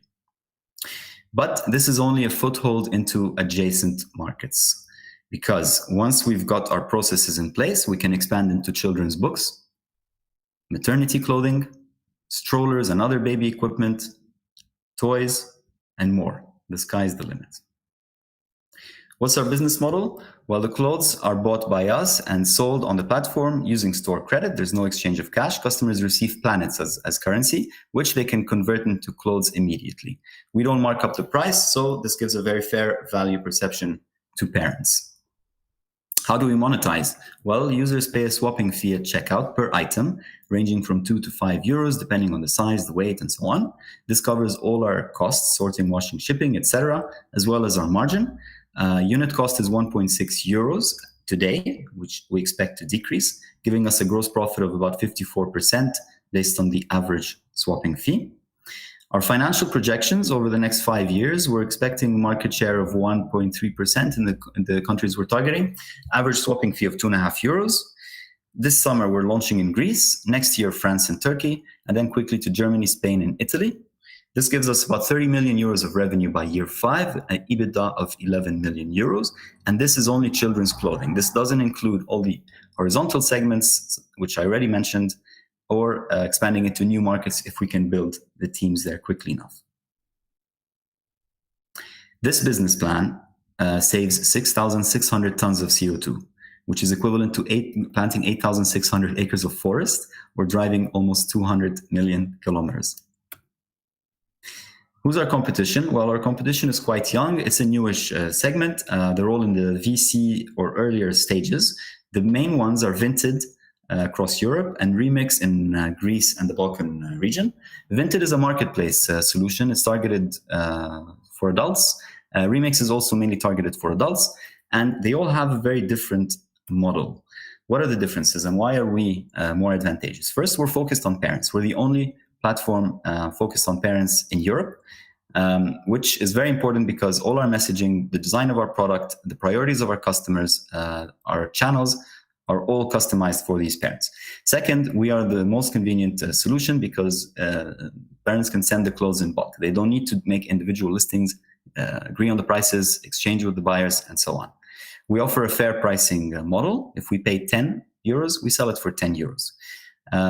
We pay immediately, unlike many competitors who offer consignment models, so you have to wait 2 months to get your money. And fifth, we guarantee the quality and the condition. We wash in-house, we hand pick, hand sort, everything. So parents are comfortable buying. The team is Elena Stamu. She's got 20 years of experience with marketing, branding, including lots of work with kids. Jimmy comes from a previous startup, 4 years, called Formahoof, and he's got an engineering background.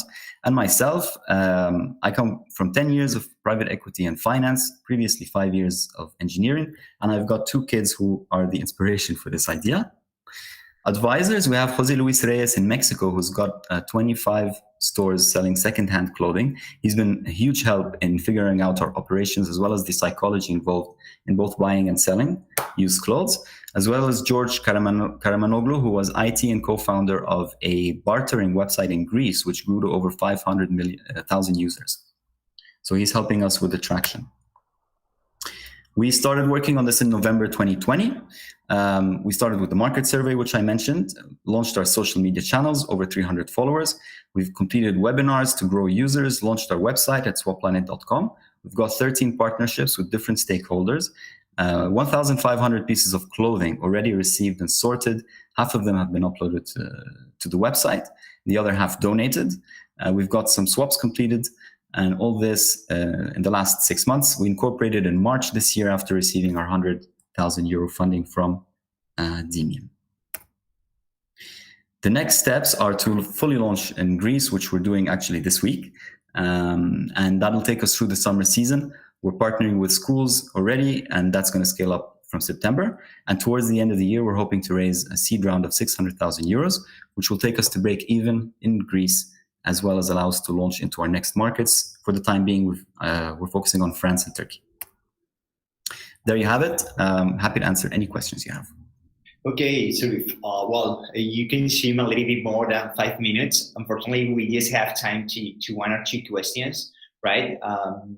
The first one that we have received, I don't know if you mentioned the note about it, but it will be interesting to take a deeper look to the unit economics of the business model. So how does it work, the unit economics in SwapPlanet? Well, the unit economics are basically all our individual costs from picking up the package at the customer, bringing it to our warehouse, going through the whole sorting and photographing process, and shipping it back. If you give me a second, I can share a tab where we've modeled this. Okay, we can pin set it a screen for a second. Yeah. We can take a look to the unit economics. Let's see if we can. So we've mapped out our process to the second, and we validated this ourselves over the last few months. And we come out with about 5.5 minutes to process every single piece of clothing. We translate that into a unit labor cost, 65 cents. We add the washing cost, we add the shipping cost both ways, as well as the packaging, and we arrive at a total unit cost of 1.6 euros per article. We charge swapping fee from 2 to 5 euros. So the difference is our profit. It's our gross margin. Okay. Does that answer the question? Yeah, no, absolutely. It's quite impressive, right? To make an operational project such as yours as simple and as cheap for you and as interesting for investors. It's key for scalability. Yeah. Absolutely. Actually, the other point is connected with scalability, that is expansion plans, right? So to make a kind of community model such as yours growth is complex in order to maximize a network effect. So how do you plan to make that expansion plan? And if you can be concrete and go straight to the point. Yeah, sure. Well, that's a really good question. This is not as scalable as an app which you can launch in 20 countries overnight, of course, but that's also our barrier to entry. It's our moat. So we have our proprietary process, which we make as efficient as possible and as replicable as possible, as error-free as possible. So we're piloting this in Greece. We're focusing very much on perfecting this in Greece, and then we should be able to replicate it in different countries, which we expand to. It shouldn't take more than a month or two to get these operations in place and running smoothly before we can start focusing on the next one, assuming that in that 1 to 2 month period, we've hired the right team and trained the managers, and they can take it from there. Okay. Well, the best of luck, because it's going to be a challenge, but we hope for your kids and for a lot of kids and parents worldwide that it can work and make our business of the buying process of clothes more efficient and more sustainable. So thanks a lot for participating. And Thank you. See you soon. Okay. Thanks for the opportunity. Okay, let's continue. Next company, we're moving back to Spain, exactly to Valencia, to present Canada. I don't know if we have Gabriela around. I think so. Gabriela Hernandez. It is Gabriela, John, no Alejandro. Hi, yes, I'm here. Okay, amazing. So we are already taking your screen. I guess that your camera is turned on. Just a couple of seconds, Gabriela, until we can see you on the screen. Okay, we can see you right now. If you can start presenting your deck. Well, Canada is one of I think the first company in sport tech that we have ever invested. So it's a pleasure to come with you guys and see your evolution in the last month. I think that Gabriela, we will see your screen in a couple of seconds. So whatever you want. See, hold on, just give me a couple of seconds while this loads up. Can you see? Yeah, I think you are already presenting. We are already pitching your screen. So I think that you can start. Yeah, hold on. If it's already in your screen, at least. Yes, sorry, it is just frozen on mine, trying to get to there. Okay, no worries. Take a couple of seconds to solve it. If we can solve it, we can jump to the other one. This is the live problems, and it's totally normal. Okay, I will start presenting a little bit what Canada is. Okay. Okay.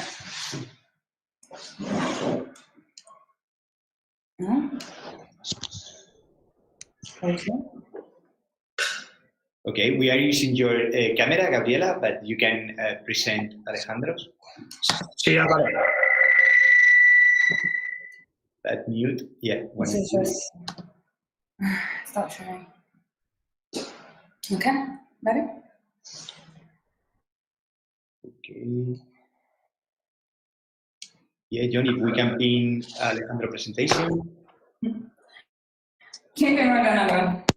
Okay. On the screen.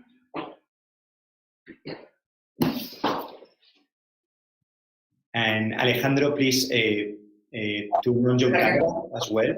And John, if we can take the camera of Alejandro and the screen. And thanks to our technical team for being always here. All right. Thank you for your patience, everyone. So hi, my name is Gabby Hernandez, and I'll be presenting on behalf of Canara Sport Tech. Over the last 10 years, over the last 6 years, the water sports industry has seen a 10% on average increase, which has made it one of the fastest growing sectors in the sports industry. However, there are a number of challenges that we face. Firstly is that of communication and coordination between persons in, on, and around the water. Secondly is a lack of useful and effective tools to properly measure nautical performance. And thirdly, there has been a missed opportunity to utilize the same modern methods and tools that have been utilized in other sports such as football and video gaming to increase customer engagement within this sector. We have taken this as an opportunity to create a 360 solution to serve the needs of the nautical sports industry. At a club and organizational level, we have digitalized the elements of administrating communication and coordination, and also provided sports analytics and gamification tools, event organization, and tracking capabilities. At an individual rider level, we have created one unified platform to provide the data that they need to properly assess their performance on water, introduce gamification features to motivate our riders, a social network to actually encourage proper communication and connectivity, as well as the introduction of sponsored events to improve stakeholder engagement.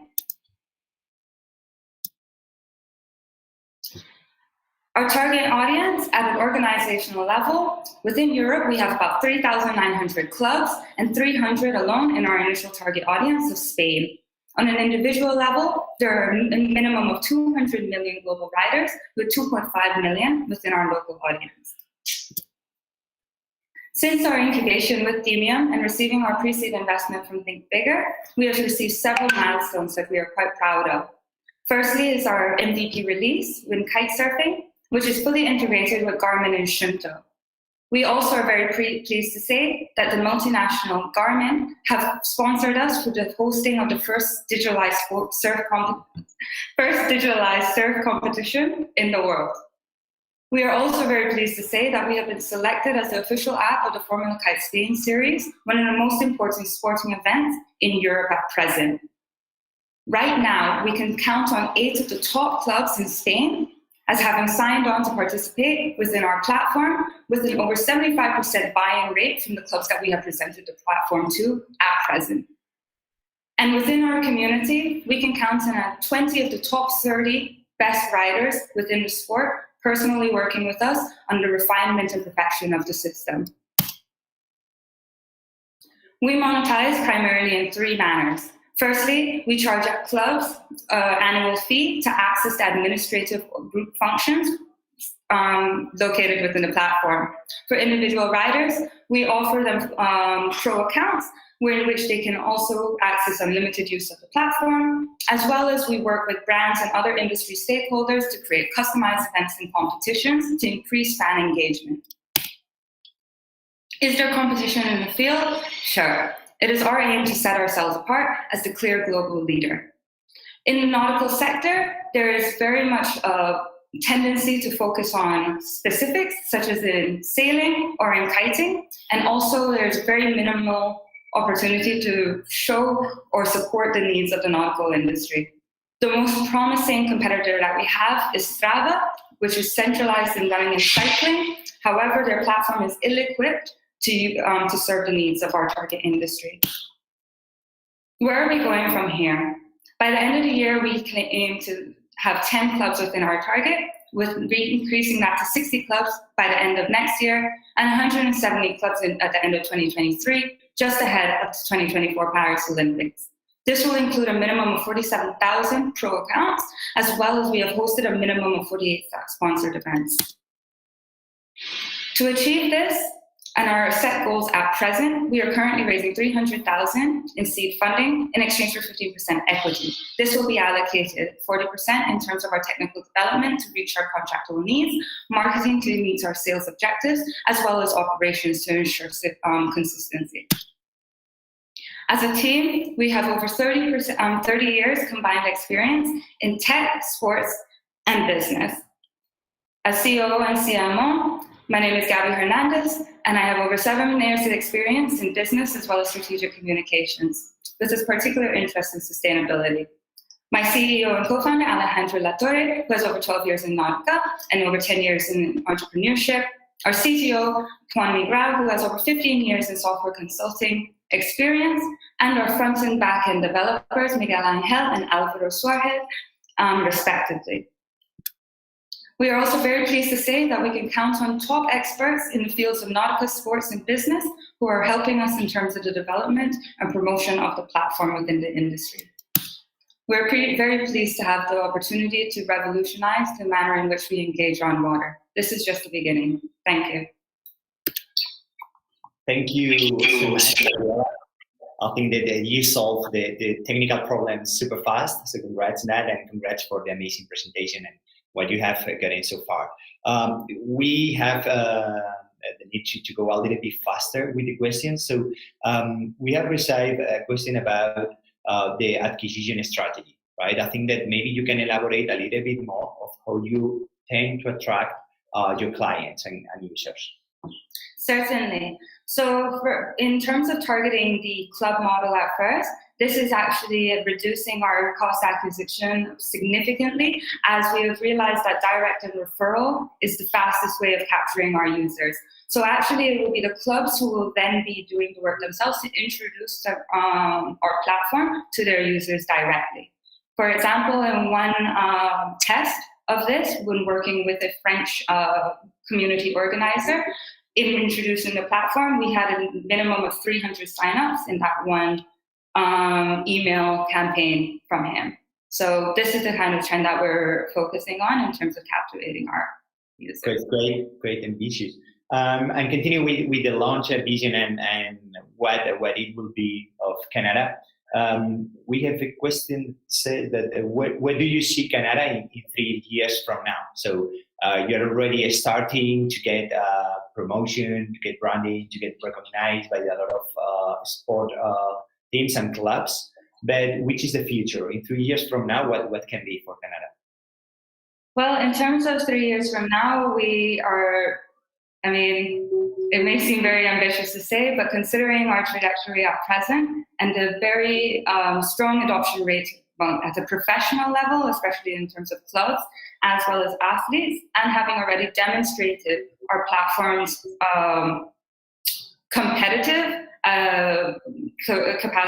capabilities at a pre-Olympic level, It is our aim that our platform will include all of the features necessary to support all the industry, the nautical sports industry at the ultimate global professional level within the 3 years, as well as to increase our and so to develop into further sports. Right now we are focusing on Nautica. However, we are also working with developers and other stakeholders in the industry to look at mountain sports in the future as well, as there are many similarities in terms of our audience and the metrics that we're utilizing. Well, I'm sure that you will get at that level of development in 3 years or even more, because I know the team is excellent, and I'm sure that you will be helping athletes worldwide to develop Nautica sports. So thank you so much, Gabriela, for being here today with us, and the best of luck for Canada in the coming years. Okay? Thank you, Gabriela. Okay, let's move. We have been speaking about the sport tech. We now have another company in the femtech ecosystem. So super welcome, Laura, to our Demo Day. Laura is one of the co-founders and co-CEOs of Munai, a company incubated in Barcelona. Welcome. If you can start presenting your screen. Sure. Good afternoon, everyone. Thank you, Alvaro Carejo. I will share my screen right now. Please let me know if it works. Okay. It takes like 3 seconds, more or less. Okay, perfect. So it gives a little bit of rest for everyone after the pitch.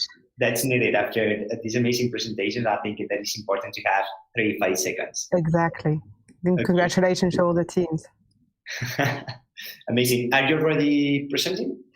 It should be presenting, yes. Okay, so maybe our technical team already put it. Yeah, just let me know if anything needs to be done. Well, getting back to the femtech ecosystem, so we had OMG presenting, we have Munai, so well, let's see if the bar is as high as we expect. Technical team, let us know if we can pin it. And you're not presenting, Laura. Yes, I am trying, however, to present. Thanks, technical team. Yes. So I am trying to present immediately from my screen.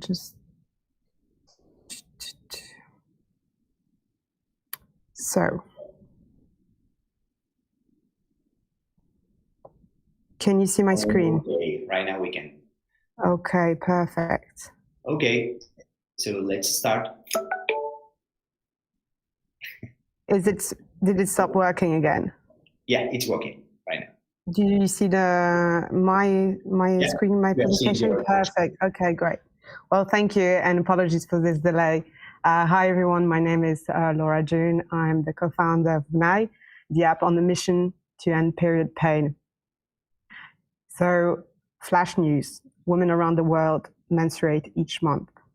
However, did you know that 80% of women suffer from pain when it happens? And as a matter of fact, 20% experience such pain that they cannot work, walk, or even get out of bed.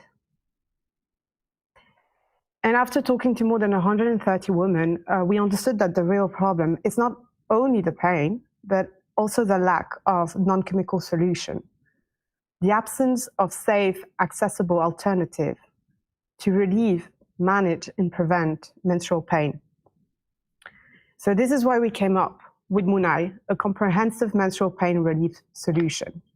So it is a mobile app that provides content such as science-based sounds based on the concept of audio analgesia, or some of you might have heard functional music, resources such as cognitive behavioral therapy, and pain tracking insights to help reduce period-related pain.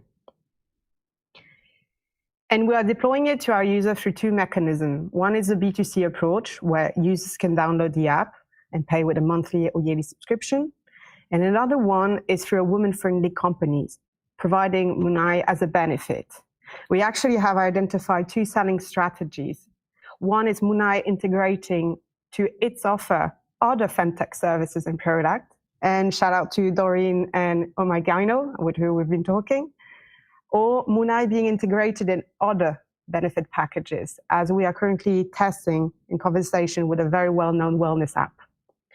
With the growth of our users, we will be able to explore other revenue streams, such as data, ads, content as service, but most of all, an aggregator, as we've been approached by other femtech companies that are alone out there who have been expressing a need to be aggregated. And in order to reach out to our users or the businesses, we have identified a go-to-market strategy through different verticals. Obviously, SEO and social media, but a very talking interest in ambassadors and partnerships and referral program, because we have been testing it and we've been talking as benchmark to other players.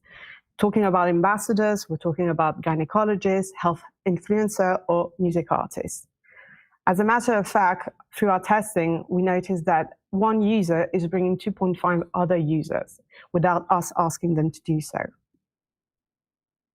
And right now, our users rely on these identified alternatives, but they don't really answer the needs.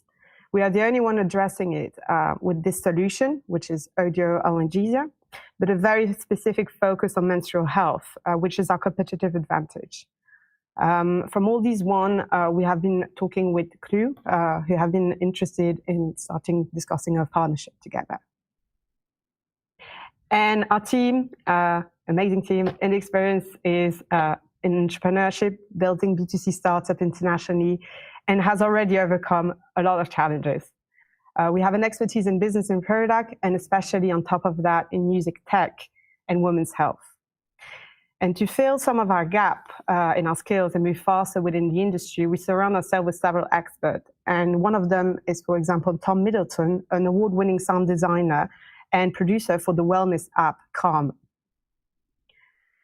And in order to launch the sound relief, we already conducted some closed tests and gained some very promising results with 99% efficiency in reducing period pain and content satisfaction. We aim to release the app this summer, convert our waiting list into active user, and generate our first revenue.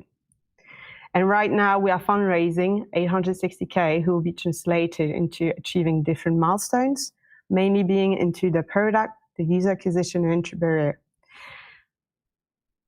And to look at the market size, so we're looking at women spending 1,700 euros a year on menstrual pain management, and we want to convert 3% of that, who will give us, on the long term, an achievement of turning 32 billion euro market size.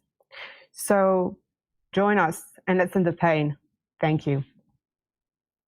Thank you, Laura, for this amazing presentation and for tackling an enormous pain worldwide. So we have time for some questions. We are giving time to the audience to pose the questions. Entering a little bit more in the market size, right? Yes. So, you spoke about a huge market, but trying to elaborate a little bit more on that, how big Moonai can be in general, right? In terms of service that can provide to the targeted market. Yes, absolutely. I very love this question. So right now we're focusing obviously on menstrual pain relief, who's under research. And this is where we're concentrating our effort. But then we want to move into the step of being aggregator for other femtech services and product. And this is why our strong partnership strategy is working on to aim at the third stage of becoming a femtech leader. And now is the right time to do so.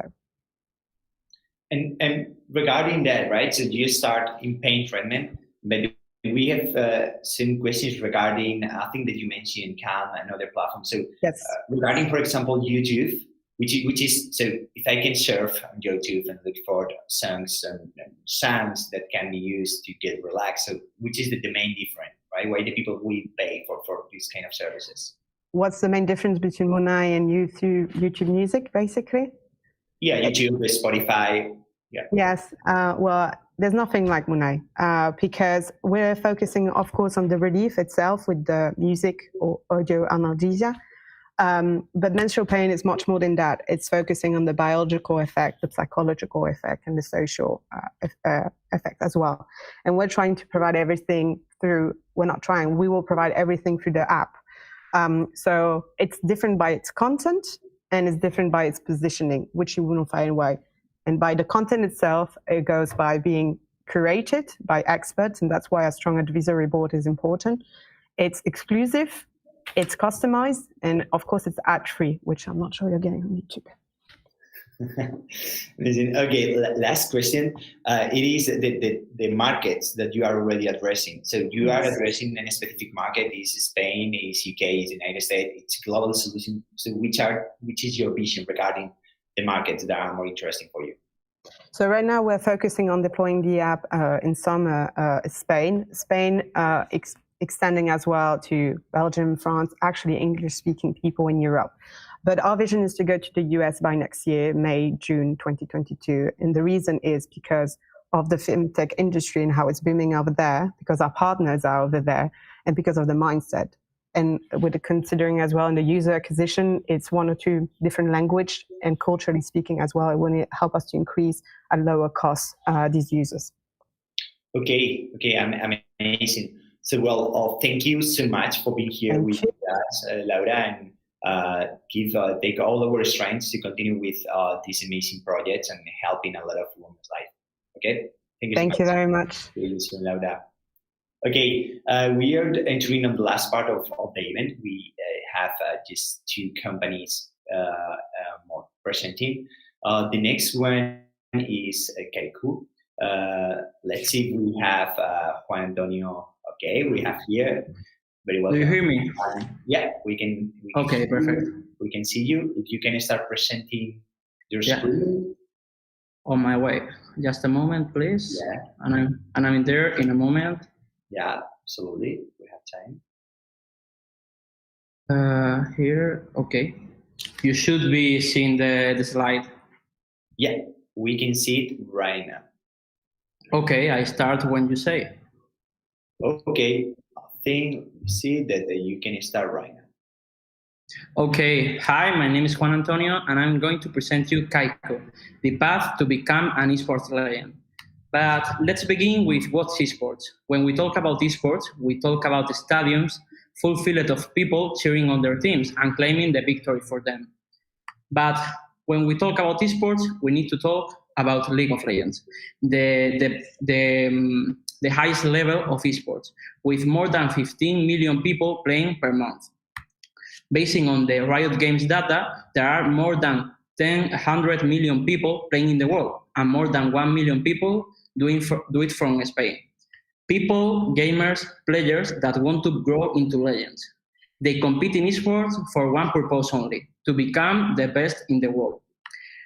To become a legend, they need to watch competitive games, train thousands of hours, and climb in the in-games ranking to get exposure. But they get frustrated because there is not a coaching software that helps them to reach the top. So that's where Kaiko born. We are a data-driven coaching platform where we learn from the best to share it with the rest. And how we will do it? We are securing the top 1,000 coaches in the world and empowering them with the best tools they have ever seen. We are learning from their best decision-making, and we are offering players custom training routines based on the data. So we are building the first gamer coaching ecosystem in the world. We are taking the quality data from top players and giving it to amateur players to help them reach the top. How are we going to sell it? We are going to do it in 2 different ways. For coaches, we will have 2 different paid monthly plans. And for gamers, we will have a free plan and 2 paid monthly plans, where the more you pay, the more you get. We know we are in a hard industry that is blooming right now, but we also know what makes us different and why a gamer that wants to reach the top should select us. And the industry is really on fire. If you are reading the news about esports, you should know that, for example, Mobalytics raised more than 11 million euros in July of the last year. We are surrounding ourselves with the top advisors of the startup and esport industry, with advisors as Luis Garcia, for example, co-founder and CEO of one of the best teams in Spain, G2 Arctic.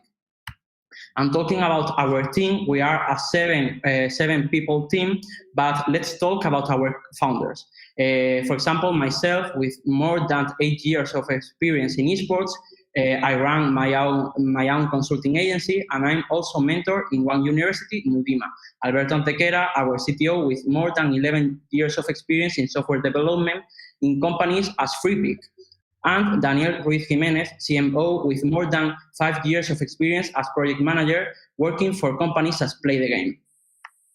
And we are working, we have more than 6,000 pre-registered people in our waiting list, and more than 700 are already using our beta. We have right now a daily, more than 300.5 daily active users. Some of them top teams as Class Spain, Abyssal, or eMonkeys. We know we are in an ecosystem, so we want to work with the other key actors. That's why we are signing deals with companies as G2 Arctic, Mad Lions, or Riot Games. In terms of roadmap, we are successfully achieving our goals, and we expect to have almost 500,000 users acquired in 2022 and more than 500,000 euros billed. And how we'll do it?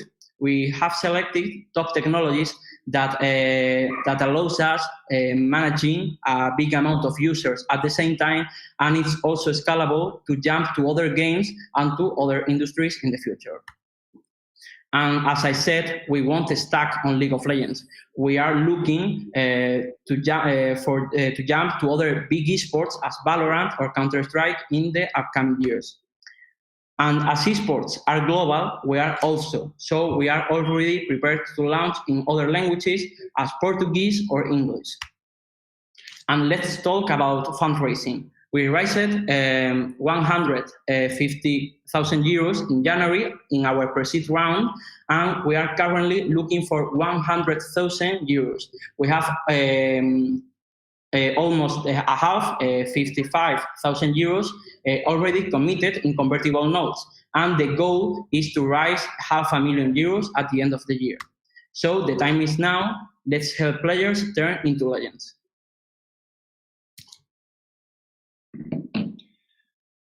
Okay, thank you so much, Juan, for making the presentation, for sharing with us which is the evolution in such an amazing ecosystem of esports. We are building a lot of esports, both in our portfolio legacy, both through TBC.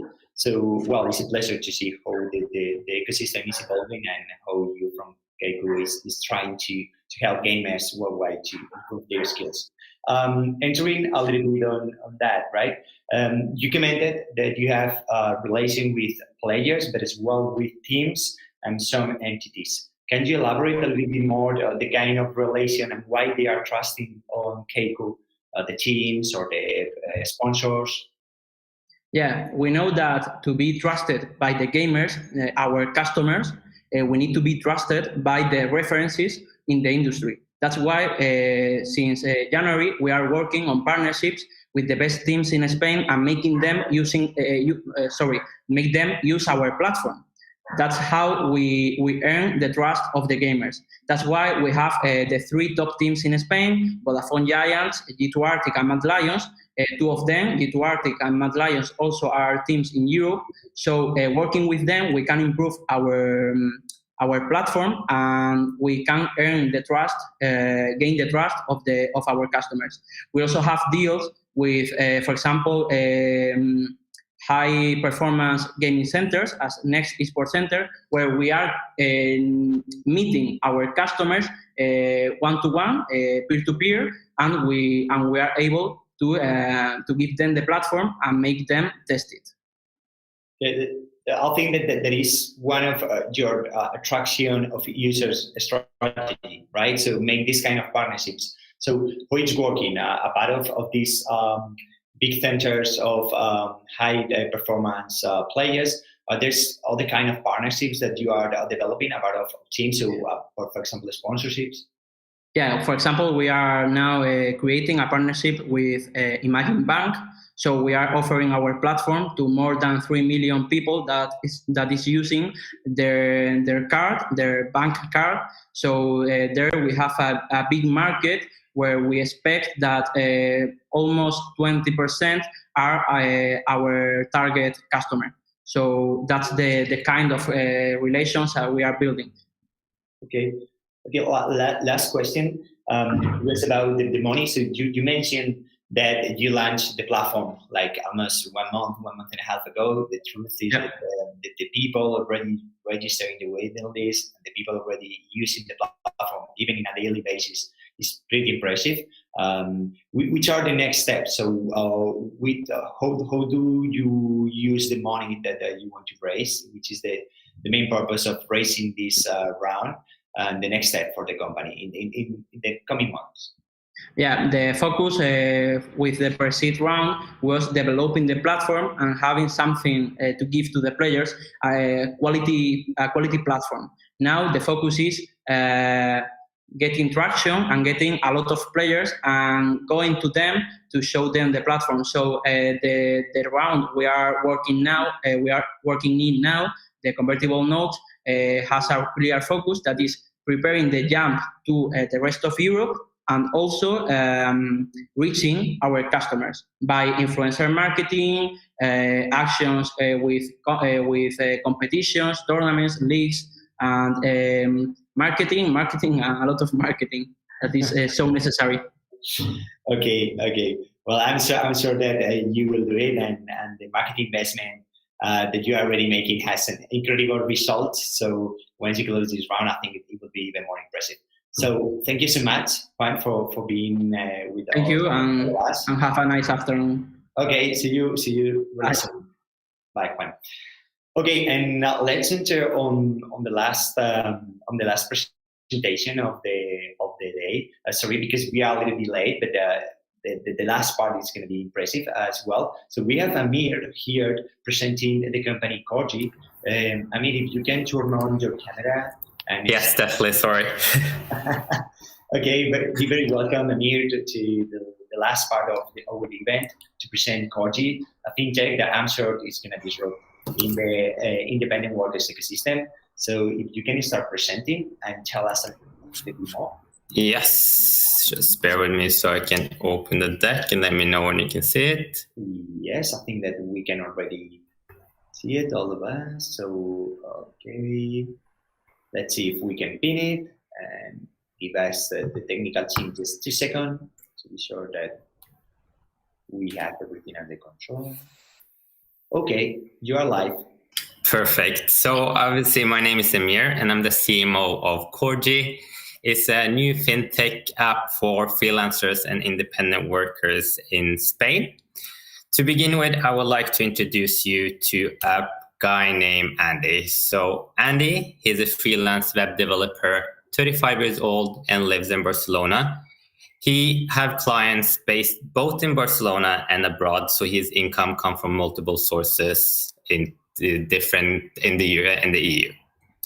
Like most autonomous worker, Andy have a fluctuating income. He has to keep track of his own taxes, and as I mentioned, he gets paid through multiple sources, for example, bank and PayPal. Andy feel like he's been turned down for financial service products, and he feels anxious about his financial security. But it doesn't have to be like that. He mostly have more savings. He earns higher hourly rate than a permanent worker, and he looks for more ways to feel financial secured. So what is the problem? Independent workers are looking for more financial security and are being underserved by financial service providers. Currently, the financial service providers are disconnected from 162 million customer segments in the US and EU. And there's no dedicated financial service brands that merge business with personal banking and helps independent workers to achieve their financial goals. So what is the solution? The solution is Corgi, an AI assistant that syncs with your personal and business bank accounts, as well as PayPal, to help you to easily keep track of your transaction, taxes, and financial growth. We provide users with real-time quarterly tax estimation based on their income as soon as they get paid. Our algorithms have been tested, and we validated against an actual accountant, where we sent him some data that we plugged into Corgi, and he got the same tax estimation as Corgi did as well. We aggregate transactions from multiple bank accounts as well as PayPal, as I mentioned, as many freelancers as using PayPal now to get paid from clients based abroad.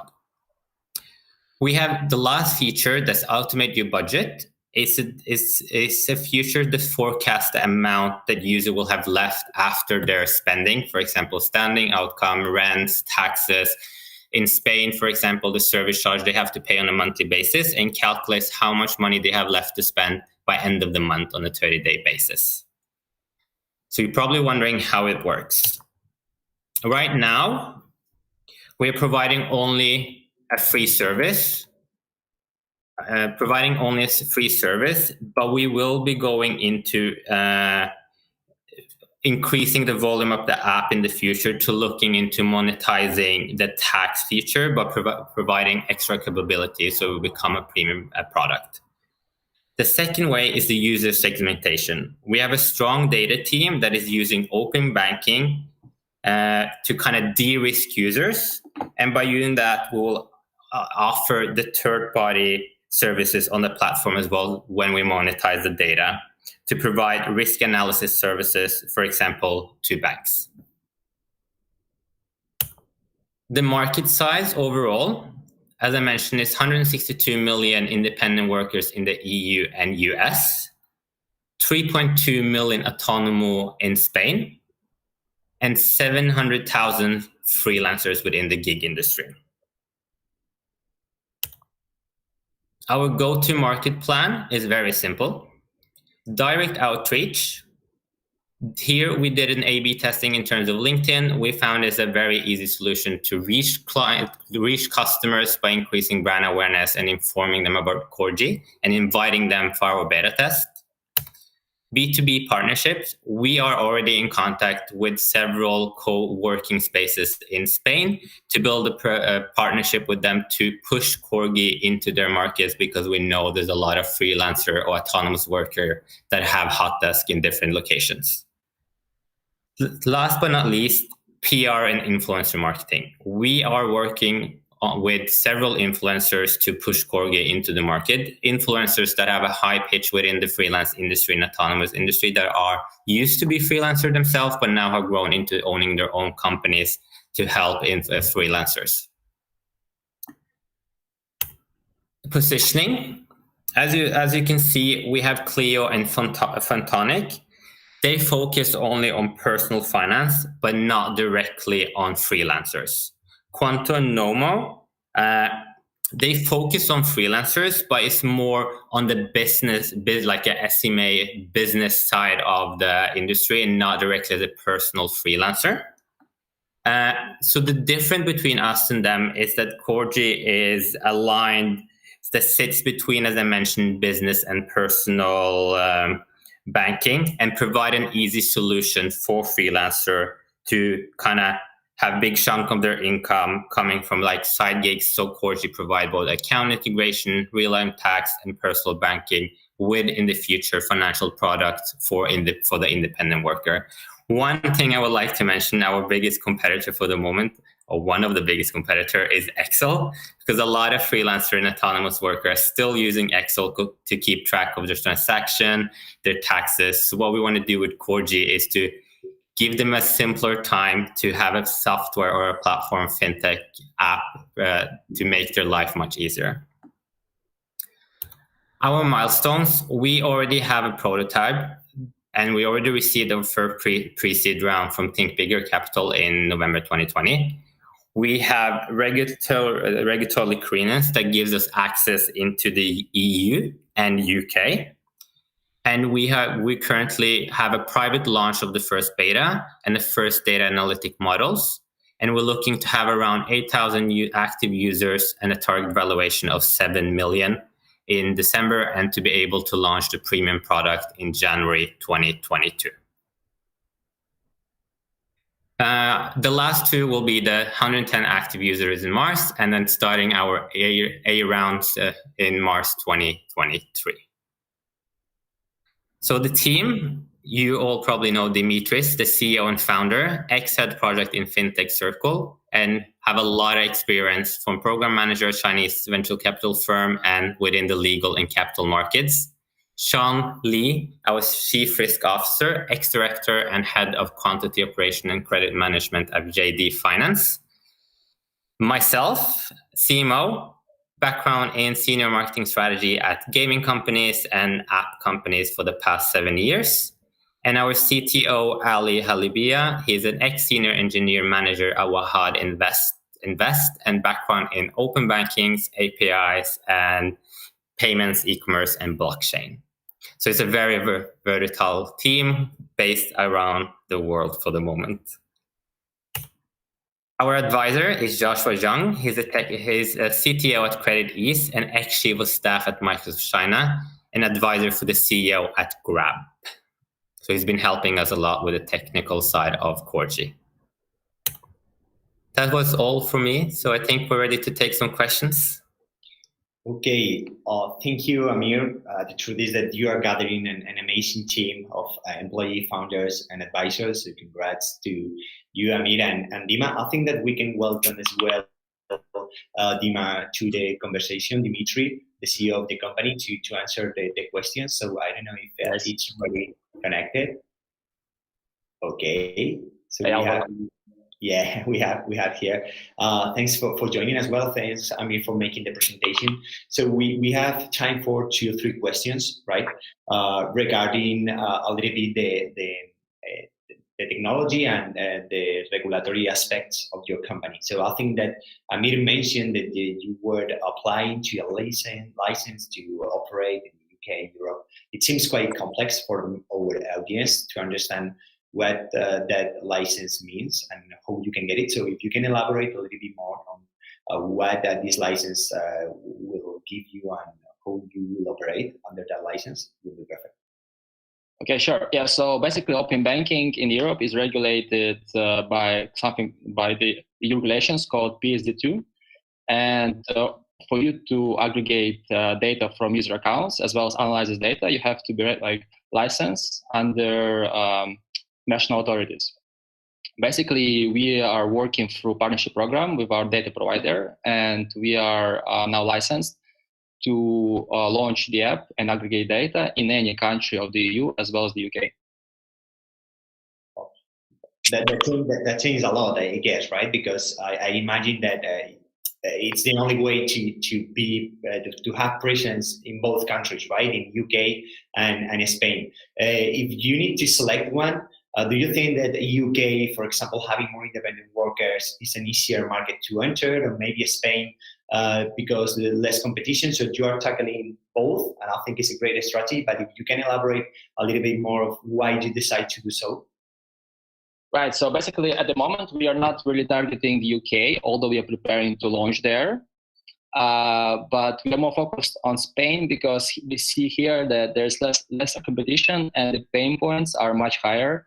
I personally spoke to 60 people that are freelancers, autonomous, and all of them, they told me about their pain points, and their pain points here are huge. Everyone is concerned about how they pay money to Hacienda, why is sometimes the bill is much higher than they thought, they get surprised, money take out of their bank accounts, they have no ability to budget, and so forth. Of course, the UK market is much larger, but as I said, the pain points, are much more evident here in Spain.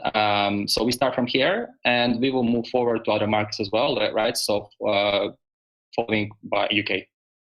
Okay, we have time, Dimitris, for our last question. I think that we can touch the other point, that is technological development. So which is the future developments that you want to tackle, right? We took a look to the roadmap, but if you can explain us a little bit more which functionalities you will launch on the coming months or years in order to make easier the lives of independent workers, it would be fantastic. Right. So at first, as Amir mentioned, we will work more on our tax feature, right? So now we provide tax estimates for the quarterly tax, but then of course we want to tackle the yearly tax as well. and provide other modules that autonomous have to submit to authorities here in Spain. Once we're done with that, we will move forward, and our grand vision, is to build challenger bank, that sort of sits between personal and business banking and tackles, this customer segment. Because we saw that, this customer segment, is currently not being addressed by traditional service providers, and they have essentially different financial needs. So, for example, there was quite a few attempts, by different fintech companies to launch products that are focused on niche segments, like female or based on race, right? But then at the end, all of them realized that there is no difference, right? As a female and male, you have no different financial needs. But when it comes to gig workers, people who work, people who have large income coming from side gigs, they have different financial needs just because of the way they're getting paid, right? And currently, they're not being seen by big, say, banks or lenders. And what we're looking forward in the future, we're looking to build a challenger bank, that provides financial services and uses right ways how to analyze this customer segment in order to provide them the same access to financial services as other people who work in normal employment, right? Because there's so many times that if you are a freelancer, even if you're getting paid a lot, you still cannot get mortgage, And I think that's the issue that we are here to solve. Yeah, and that's I think a unique and necessary solution to address a market that is growing super fast and a need that is growing as well, and they need to rely in a specific solution designed for them. So in behalf of all the independent workers worldwide, thanks for what you are doing, Dimitris. The truth is that the team that you are gathering, the time that you need to launch the platform, that it was super fast. Just in some months, you were able to launch an amazing platform that I recommend all of our ideas to try. Is amazing. So the best of luck in the coming months. I'm sure that everything will go great. First here in Spain, secondly worldwide, and hopefully we will see you in the next Investor Day with so many news. Okay, thank you so much for being here, Amir and Dimitris. All right, cheers, Salvador. Thank you, Demium. Bye-bye. Thank you. Thank you. Okay, so it was Scorgit was the last company of the afternoon. It's been, as always, an enormous pleasure to share with all of you the companies that we have been working with in the last month, the companies that we have trust on and invest on.